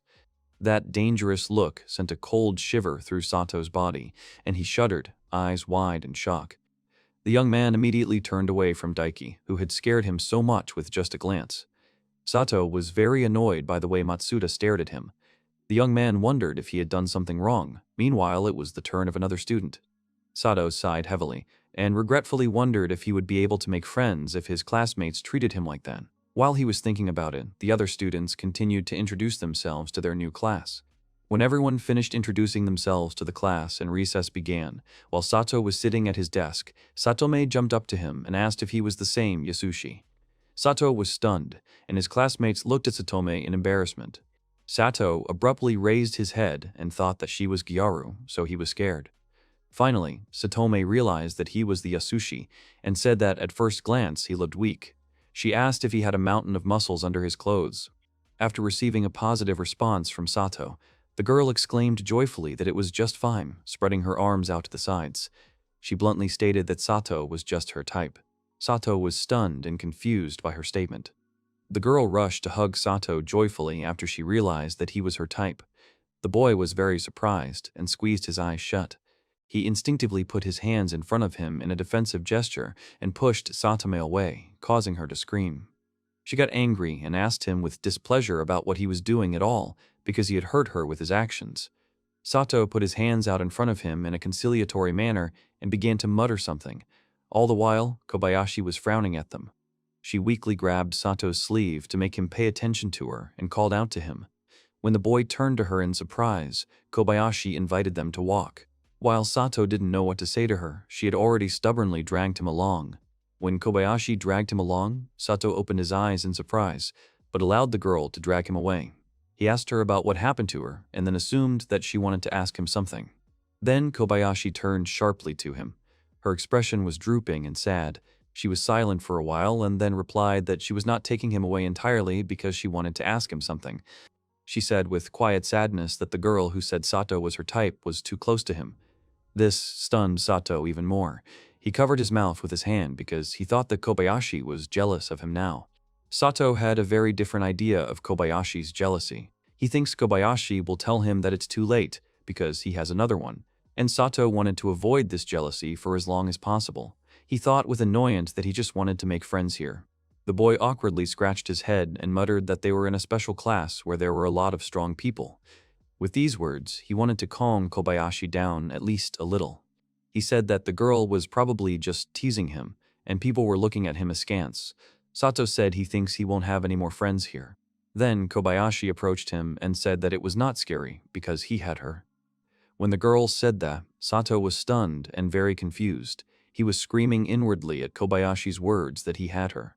Meanwhile, she continued and awkwardly said that she, like Sato, had no friends here.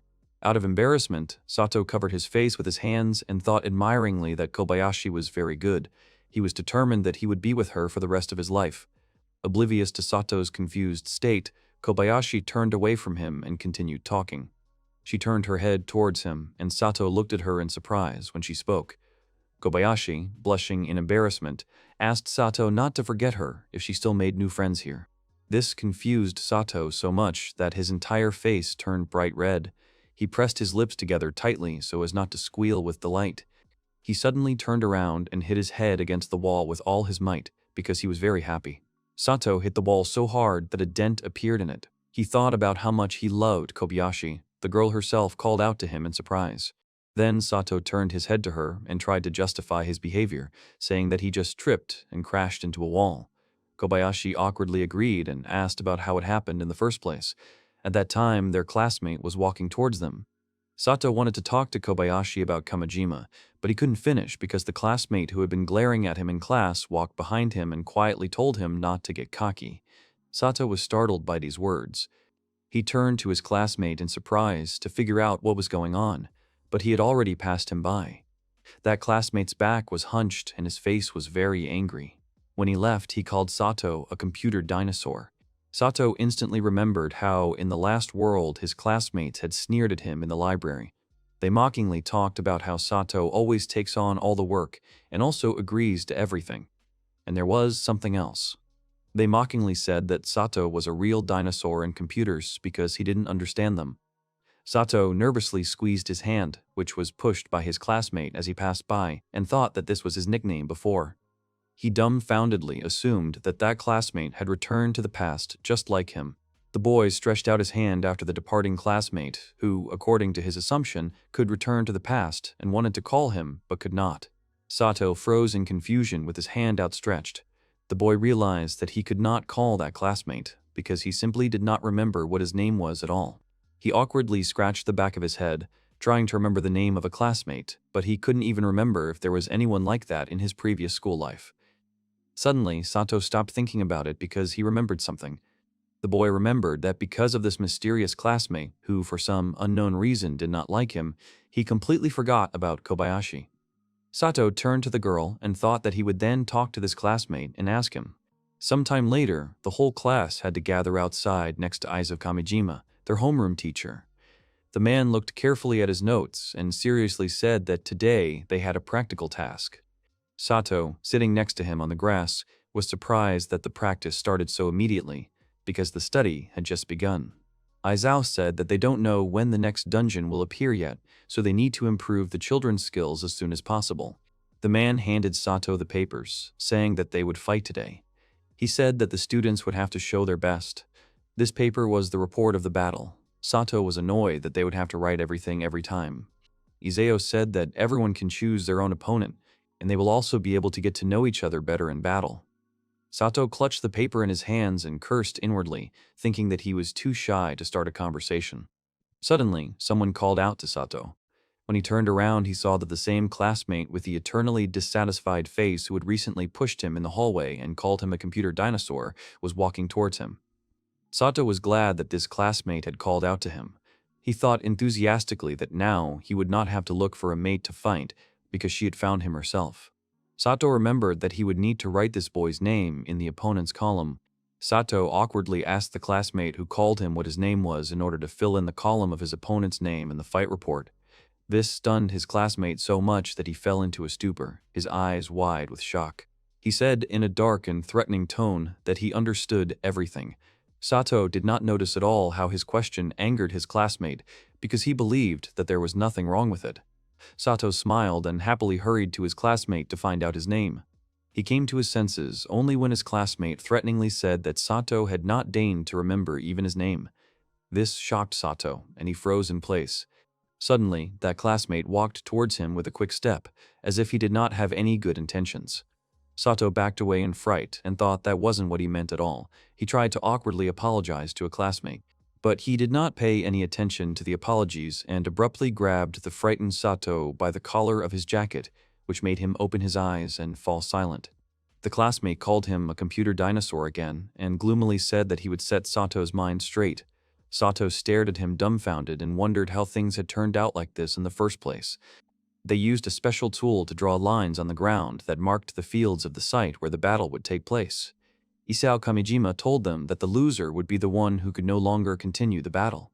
Isao and his opponent stood on opposite sides of the battlefield and took poses. Sato was seriously tense and clenched his hands into fists, while Daiki, on the contrary, was not so wary. Isao told them to fight as they wanted. The main thing was to monitor their condition. Sato clenched his fists even harder and prepared for battle.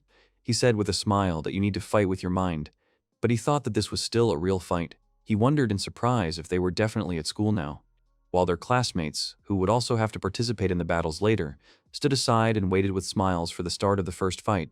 Kobayashi was also among them. She folded her hands instead and mentally wished Sato good luck in the battle. A couple of seconds later, Isao Kamijima shouted to them about the start of the fight. Daiki immediately rushed at Sato with a furious roar and holding out his hands with sharp claws in front of him. He ran up to Sato at high speed and hit him with all his might with his claws. But the blow did not harm him in any way, because Sato summoned a shield that covered them both. As Matsuda continued to attack him furiously, Sato awkwardly told Tom to wait a bit. Classmates who saw this asked what was wrong with him, since he was on the defensive. They mockingly said that Sato was just a weakling. They said that the intimidation was just a bluff, not the truth. Meanwhile, inside that very dome, Sato covered his face a little and, gritting his teeth, thought that this was just a disaster, because Matsuda was too weak. But he did not pay any attention to the fact that he was not harming Sato and continued to attack him. Sato didn't mind at all, and he stood there with his arms crossed over his chest. He thought with annoyance that Matsuda was powerless in front of him, a man who trained hard despite the fact that Matsuda himself was stronger than an ordinary person. If Sato had fought seriously, Matsuda would have been seriously injured and maybe even died. Meanwhile, Matsuda himself noticed his thoughtfulness and cursed angrily, asking what Sato was thinking during the fight. Matsuda exclaimed irritably that he didn't like the fact that Sato was so relaxed during a serious fight. Sato thought that there was nothing he could do about Matsuda's weakness, so he would have to put Matsuda to sleep. Sato abruptly activated his power to make Matsuda lose consciousness. Then the shield disappeared, and its power affected the classmates. Isao said that Sato was just a fool. The boy himself thought that it was all over now. But suddenly, Matsuda appeared right in front of his face, who did not lose consciousness, and hit Sato right in the jaw with all his might. He jumped back. Rubbing his cheek, he wondered in surprise why Matsuda was still on his feet. Almost immediately, a smaller version of Longtail appeared on Sato's shoulder, who explained to Sato that the reason Matsuda did not lose consciousness was a side effect of his skill, which was called Berserker Rage. While Matsuda stood in front of Sato with his hands clenched into fists, Longtail continued to explain everything to Sato. He said that along with the increased attack power, Matsuda gains full immunity to psychic attacks and effects. Sato tensely rubbed the bruise on his cheek with the back of his hand and asked Longtail if this skill had any other abilities. He asked if it was too much. Longtail replied that this was not the case at all. Longtail told Sato to look at Matsuda. The dragon explained to him that the opponent loses his HP in return for strong attacks. Sato realized that this was true because at the beginning of the battle, Matsuda had about 10,800 HP and now only 7,500. Sato was surprised that Matsuda had spent so much HP on just one hit of such great power. He thought about how he himself was losing 3 HP in 1 kilometer of running, and he wondered if Matsuda would run out of steam if he ran an entire marathon. The boy held his arms out in front of him, forming a shield in front of him so that Matsuda could not harm him at all. He did this because he realized that all he had to do was block his opponent's attack and he wouldn't be able to fight. When Sato formed a shield around himself, Matsuda immediately realized that he had figured out how his skill actually worked. He glared at Sato and, gritting his teeth, told him about it. Suddenly, after that, dark energy began to form around Matsuda, which was understood from him upwards. He exclaimed that Sato was trying to defeat him by just running away. Matsuda hissed furiously that this was what he hated the most. Shouting out these words, filled with sincere dislike and unrestrained anger, Matsuda abruptly took off from his seat, furiously clenching his teeth. The dark energy followed him. Once he was next to Sato, who would like to end this fight faster, Matsuda began pounding with all his might on the shield formed around Sato. He continued to hold this shield, gritting his teeth from the strain. Longtail, who was sitting on Sato's shoulder at that moment, excitedly exclaimed that it was bad, because Matsuda would simply kill himself if he continued to attack the shield, because his health was being spent on it. Sato's eyes bulged and told Matsuda to stop. Despite Sato telling him to stop, Matsuda did not listen to him and continued to attack the protective dome. Seeing that his opponent was not listening to him, Sato shouted in fright at Tom to stop, because by these actions he was killing himself. Matsuda dealt another blow to the protective dome when Sato asked him what would be terrible if Matsuda lost this battle, because life is much more important than that. When Sato started talking about his loss, Matsuda stopped hitting the dome. He was furious that Sato said he thought Matsuda would just lose to him. The long tail on Sato's shoulder suddenly realized something, and Sato looked at Matsuda in fright. At the same moment, Matsuda stepped back from the dome and suddenly coughed violently, covering his mouth with his hand. Matsuda screamed very loudly with his arms outstretched. Dark energy, which was not so much a couple of minutes ago, now swirled around Matsuda, almost completely covering him with itself. The power of the dark energy was very great, so Sato had to step back a little and cover his face with his hand from the gusts of wind blowing in his direction. Stunned, he asked what it was, but he already knew it was darkness. When he opened his eyes, he froze in surprise, because something strange appeared in front of him. In a matter of seconds, Matsuda turned from an ordinary person into a monster with claws on long arms. There were spikes sticking out of his back, and his ears were pointed. Sato, stunned by what had happened, took a step back and slowly removed his hand from his face. He turned to Matsuda and asked what kind of appearance it was. Longtail was also watching him, sitting on Sato's shoulder. Sato looked at Matsuda, who now looked like a monster that clearly had no good intentions towards him. The boy could only compare Matsuda's appearance to the monster from the dungeon. Longtail stopped being silent and let out a long sigh. Watching Matsuda closely, he said that he did not think that people could achieve such a state. The dragon explained to the uncomprehending Sato that this was a hidden awakening of the skill. He said that this happens when a creature releases power beyond its abilities. This is one of the possible steps to reach the limit of mastery. The dragon said that this is actually a fall from grace. He said that the skills originally belonged to demons and celestials, not humans, so their nature is not quite suitable for these same people, because they are on the verge of good and evil. Sato's classmates came to their senses and began to leave. Sato did not notice this yet and continued to question Longtail. He asked if Matsuda would turn into a demon. The dragon replied that he was on the verge of turning into a demon. Kobayashi also came to her senses and excitedly called out to Sato. Longtail told Sato that there was still an opportunity to stop Matsuda from turning into a demon, just at the moment when Matsuda himself attacked Sato with renewed vigor, and Sato had to create a protective dome to avoid enemy attacks. He frowned from the effort while maintaining the shield. because Matsuda's strength had increased many times and could now harm him. Matsuda's blows caused the protective dome to crack rapidly. Sato tensely turned to Longtail and nervously asked him what he should do to stop Matsuda. Longtail immediately replied to him that Sato needed to use the skill of the Master of Familiars. The dragon explained to Sato that he needed to use the Service skill on him, and then use the Entelepathy skill to contact Matsuda's consciousness, which was absorbed by the demon. Sato agreed and exclaimed that he would try it.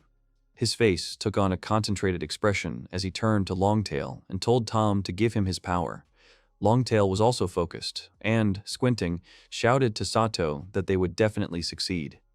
When Sato used the first skill that was needed, according to Longtail's instructions, and received its power, a bright glow appeared, which forced Matsuda to step back and cover his eyes from unpleasant sensations. When Sato used the second skill, his consciousness shifted. He found himself in a dark place. Longtail explained that they are now in the sea of Matsuda's memories. He told Sato to be careful because the deeper they went, the more dangerous it would be. Being in Matsuda's sea of memories, Sato felt like he was in real water. Suddenly, he heard a female voice asking someone how he was doing at his new school. Hearing someone else's voice, Sato immediately shifted his gaze behind him. He saw a little Matsuda with his mom.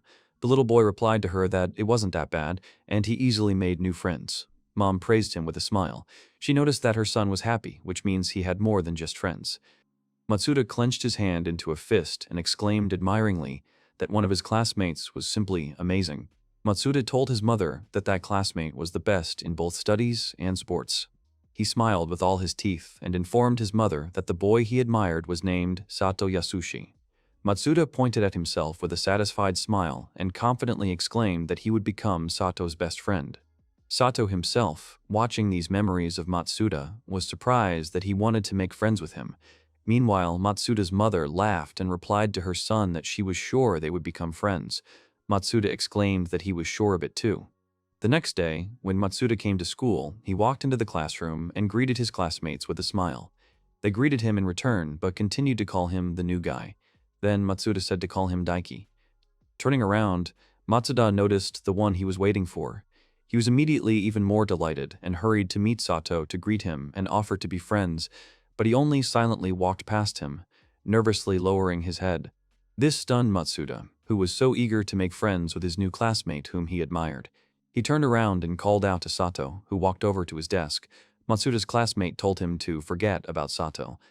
He looked at Sato with his arms crossed over his chest and told Daiki that Sato was their strongest and smartest, so he always looked down on them. Matsuda was surprised by Sato's arrogance, because before that he thought this boy was cool. Matsuda desperately thought that he wanted to be Sato's friend, but Sato was not what he thought he was. Daiki was a little annoyed by this but clenched his hand into a fist and desperately thought that he would still not give up and become Sato's friend. He firmly decided that he also wanted to get good grades, but while Matsuda himself got 95 points on the test, Sato got all 100, no matter how hard Matsuda tried. In sports, Sato was also always a few steps ahead of him. Matsuda wanted to make Sato regret that he had always arrogantly ignored him. Daiki interacted with large groups of people and was popular with classmates, while Sato was always alone, but Sato didn't care about it. They also worked for the same company. One day, when Matsuda met Sato at work, he was startled and excited. He shifted his gaze to the place where the rest of the workers were looking. Matsuda believed that he would talk to Sato again when he got better. In front of him was a board on which a paper was posted, which showed the sales schedule and which employee was how successful in this. Other employees praised Matsuda for being the best right now, although he has been working since recently. When he saw his sales chart, which clearly showed that Matsuda was now the best employee, he smiled and triumphantly clenched his hand into a fist. He was very glad that he had bypassed Sato. After a while, a joyful Matsuda came to Sato's office and called out to him. Sato was sitting at his desk and, hearing that he was called, turned around. Matsuda cheerfully asked Sato if he had seen the sales chart where Daiki himself was in first place. For the first time in his life, he bypassed Sato and could not contain his emotions. Sato remained silent at his words and clenched his teeth. Matsuda apologized to him, not very sincerely, for being more capable than him, and then told Sato not to worry too much about it anyway. Sato looked at him with a darkened face and apologized, saying that there was one thing. At that moment, Sato said the last thing Matsuda expected in the world. This is what made Matsuda hate Sato, because he had been trying for so many years to become better than him, and Sato asked about his name in general. When Sato saw this moment in Matsuda's memories, he suddenly felt a strong pain in the area of his heart, which caused him to recover from shock. He made a painful sound and frowned. Longtail called out to him anxiously. Gritting his teeth, Sato thought about how he could feel Matsuda's emotions flowing through his body. This is what caused the severe pain in the heart. Sato said regretfully that he had caused Matsuda great pain. At that moment, darkness seeped into the sea of memories, and Sato exclaimed that even though he had caused such pain to Matsuda, he had misunderstood him. He slowly moved forward.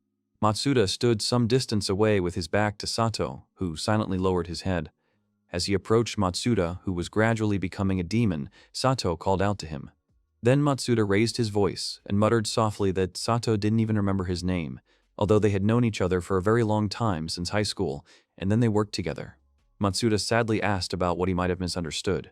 Sato shouted at him that Matsuda had misunderstood absolutely everything he had done. Matsuda began to turn slowly towards him. Sato exclaimed that he was not an amazing person at all. He was much worse than others. He just tried a lot. But no matter how hard he tried, he couldn't beat talented people. He was terrible at dealing with people. The boy said that Matsuda was always the complete opposite of him because there was always someone with him and Sato admired him. Sato told Matsuda that he was just bad at remembering other people's names and apologized for upsetting him. From Sato's revelations on Matsuda's face, his demonic appearance began to crack, and Matsuda's real face began to show from under him. Sato said that he was unconsciously jealous of Tom because Matsuda had something that Sato never had. Longtail looked dumbfounded at Matsuda, who slowly began to come to his senses. Matsuda, in a stunned voice, not yet fully understanding what Sato had said, asked that Sato did not have what he had himself.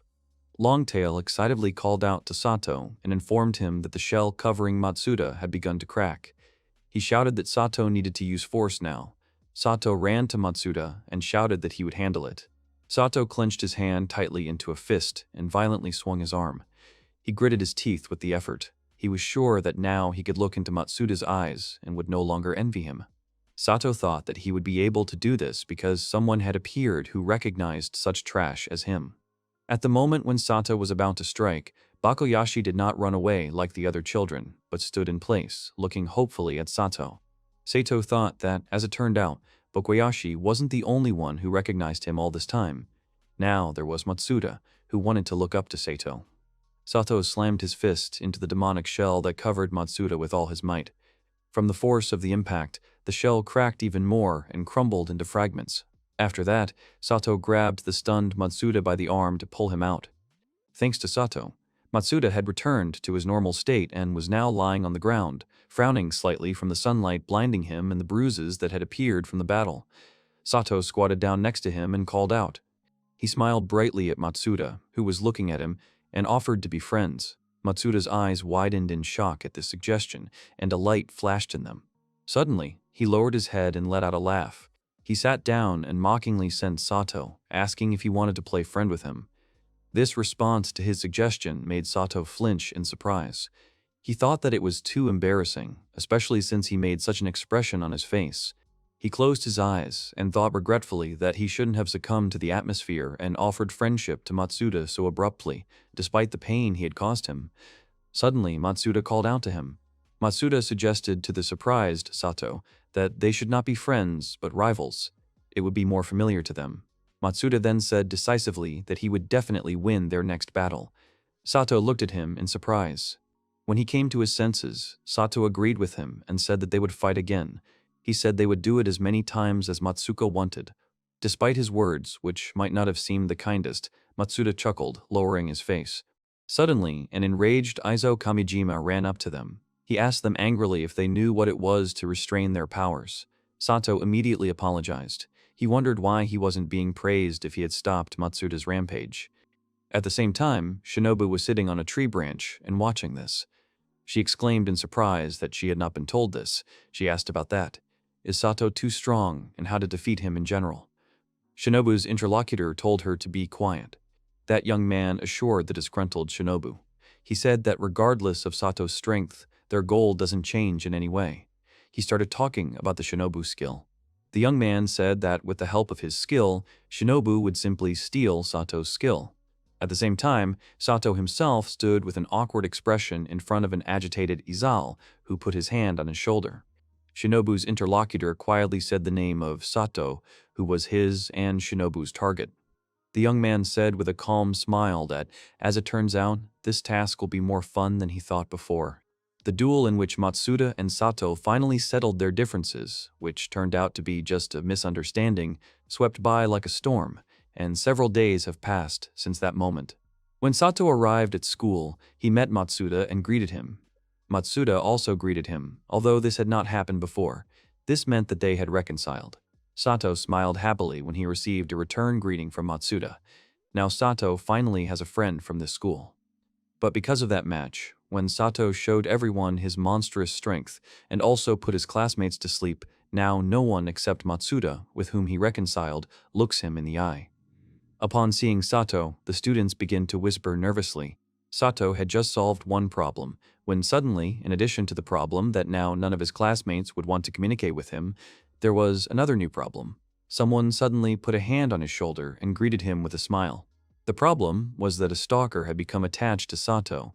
It was Morofuji Ryo, who was now offering Sato lunch with him. He awkwardly turned away and greeted in return. The classmates thought that Ri was kind, since he did so. They praised Ryo, but wondered why he was even getting close to Sato, who was now scaring them. Sato heard their not very kind words and was disappointed to think that people's dislike continued to grow. He didn't understand what Ryo was trying to achieve. But that wasn't the only problem, because Shinobu was bothering Sato. While he was talking to Ryo, someone grabbed his arm. It was Shinobu, who was looking at him with a joyful smile. Smiling, Shinobu asked them to take her with them. Kobayashi, who had been standing next to Sato all this time, called out to him with a gloomy expression on her face. He nervously replied to the girl that she misunderstood everything when she saw Shinobu hugging him. Shinobu invited Kobayashi to go together. This suggestion confused Kobayashi a little, and she blushed. Averting her gaze, the girl muttered that she would go with them if Sato didn't mind. He was immediately glad that the object of his affection, Kobayashi, would be able to go with him, and he would not have to be alone with Ryo and Shinobu, who molested him. He agreed to go eat with Kobayashi, and Ryo said with a smile that everything was settled now. While Sato was distracted by Kobayashi, who agreed to go eat with him, Ryo turned to Shinobu and whispered to her that they were acting according to plan. She agreed with a smile and cheekily told him to watch her do all the work. When Shinobu agreed, Ryo smiled with satisfaction and turned away, looking at Sato. He thought that they would do everything so that it would not affect school life. A few days ago, Ryo told Shinobu, who was sitting in a tree, that Sato's skills would suit her. She agreed and told me that she barely got out of her village and enrolled in this school, so it would be nice to become the strongest in this place. Then she turned serious and looked at Ryo, propping her head on her hand. She asked if Ryo's words about Sato destroying all of humanity were serious. Ryo lowered his gloomy gaze and muttered softly that, unfortunately, he had already tried many times to figure out what was going on. He said that his skill, Aishtoff strategist, predicts battles and military situations. And no matter what future he looked at, he always saw Sato becoming insane and destroying all of humanity. Ryo smiled and looked at Shinobu, saying that was why he wanted the girl to take his skills. It had to be done for the whole of humanity. Shinobu muttered that it was a big responsibility and she didn't want to help him anymore. After that, Ryo turned to Shinobu and told her to tell him about the condition for activating Sato's skill, because he needed to come up with a strategy. Shinobu said that there is nothing difficult, because Sato just has to have a heartbeat. Ryo did not expect such an answer at all, because it would be a strange reason for Sato to activate the skill. He arched an eyebrow and stared blankly at Shinobu. The girl told him that Kunoichi, to whom she belongs, are masters of seduction. Shinobu said that they used to steal information by seducing people, and now she can steal skills or memories. She said that was why she would just snuggle closer to Sato, and then her heart would flutter, and she would be able to take the ability from Sato. After listening to her, Ryo rubbed his chin thoughtfully and agreed. Suddenly, he said that in order to take Sato's ability, they were using Kobayashi Ichika. Shinobu stared at him in a daze. A few days later, when the four of them were having lunch on the roof of the school, Shinobu remembered those words and was angry that Ryo underestimated her. The girl decided that now she would show what she was capable of. Shinobu called out to Sato coquettishly. With a sweet expression on her face, she approached Sato closely and handed him food on chopsticks, saying that she had prepared this lunch herself today. She asked Sato if he would try this food. She began to persuade Sato to open his mouth so that she would put food in his mouth herself. Stunned, Sato pulled away and began to mutter in embarrassment that he would not do it. He knew what would happen to him if he obeyed Shinobu. If he does, Kobayashi will avoid him for a whole week. In the morning, she already looked at him with a cold stare, and he was already full, and nothing would fit into him. He muttered that he wouldn't, and Shinobu was surprised that he didn't like it. Shinobu looked indignantly at Ryo, who was sitting to the side. He sighed heavily, shaking his head, because he was right about Shinobu not succeeding. Shinobu decided to be more persistent and snuggled up to Sato, telling him not to worry, because her food was pretty tasty, but she couldn't finish because Longtail hit her. Sato was stunned by what had happened. He awkwardly told Shinobu that lately, for some reason, he has been constantly electrocuting. Kobayashi was outraged by Shinobu's behavior and ate her food irritably, while Ryo smiled calmly. He took out a handkerchief and told Kobayashi that there was a crumb of food near her mouth. He began to wipe the girl's hands with a smile, saying that it was very nice. Hearing this, Sato froze in shock. He made a confused sound, just at the moment when Ryo told Kobayashi that he liked her even at the admission ceremony. He asked her if she wanted to date. Sato fell into a stupor. He nervously thought that Kobayashi was actually very beautiful and sweet, and she would have been much more suited to a smart boy like Ryo, not him. Sato thought fearfully that there was nothing wrong with that if he could remain her friend. Shinobu made a face and silently asked Ryo if he was sure that this was the right move. Out loud, she told Kobayashi to agree. The same one froze awkwardly. Ryo suggested out loud that Kobayashi is already dating Sato because they are always together. Shinobu replied to him that Sato and Kobayashi just went to the same school and became friends. She told Kobayashi that she would agree to date Ryo. Sato thought sadly that he wasn't suitable for Kobayashi anyway. He was more of a burden to the girl. He agreed with himself and decided that this was why Kobayashi began to avoid him. Kobayashi herself sat with a gloomy face. She released her hand from Ryo's grasp and suddenly firmly told Ryo not to misunderstand her, thinking that she wanted to push him away. The girl said that no one else is interested in her except Sato, and she wants to be with him. He was surprised. Kobayashi turned to Sato with a smile and told Ryo that Sato would never be a burden to her. Saito stared at the girl he loved in a daze. At the same time, Ryo whispered to Shinobu that now was the time. Ta understood him and abruptly used her skill to take away Sato's ability.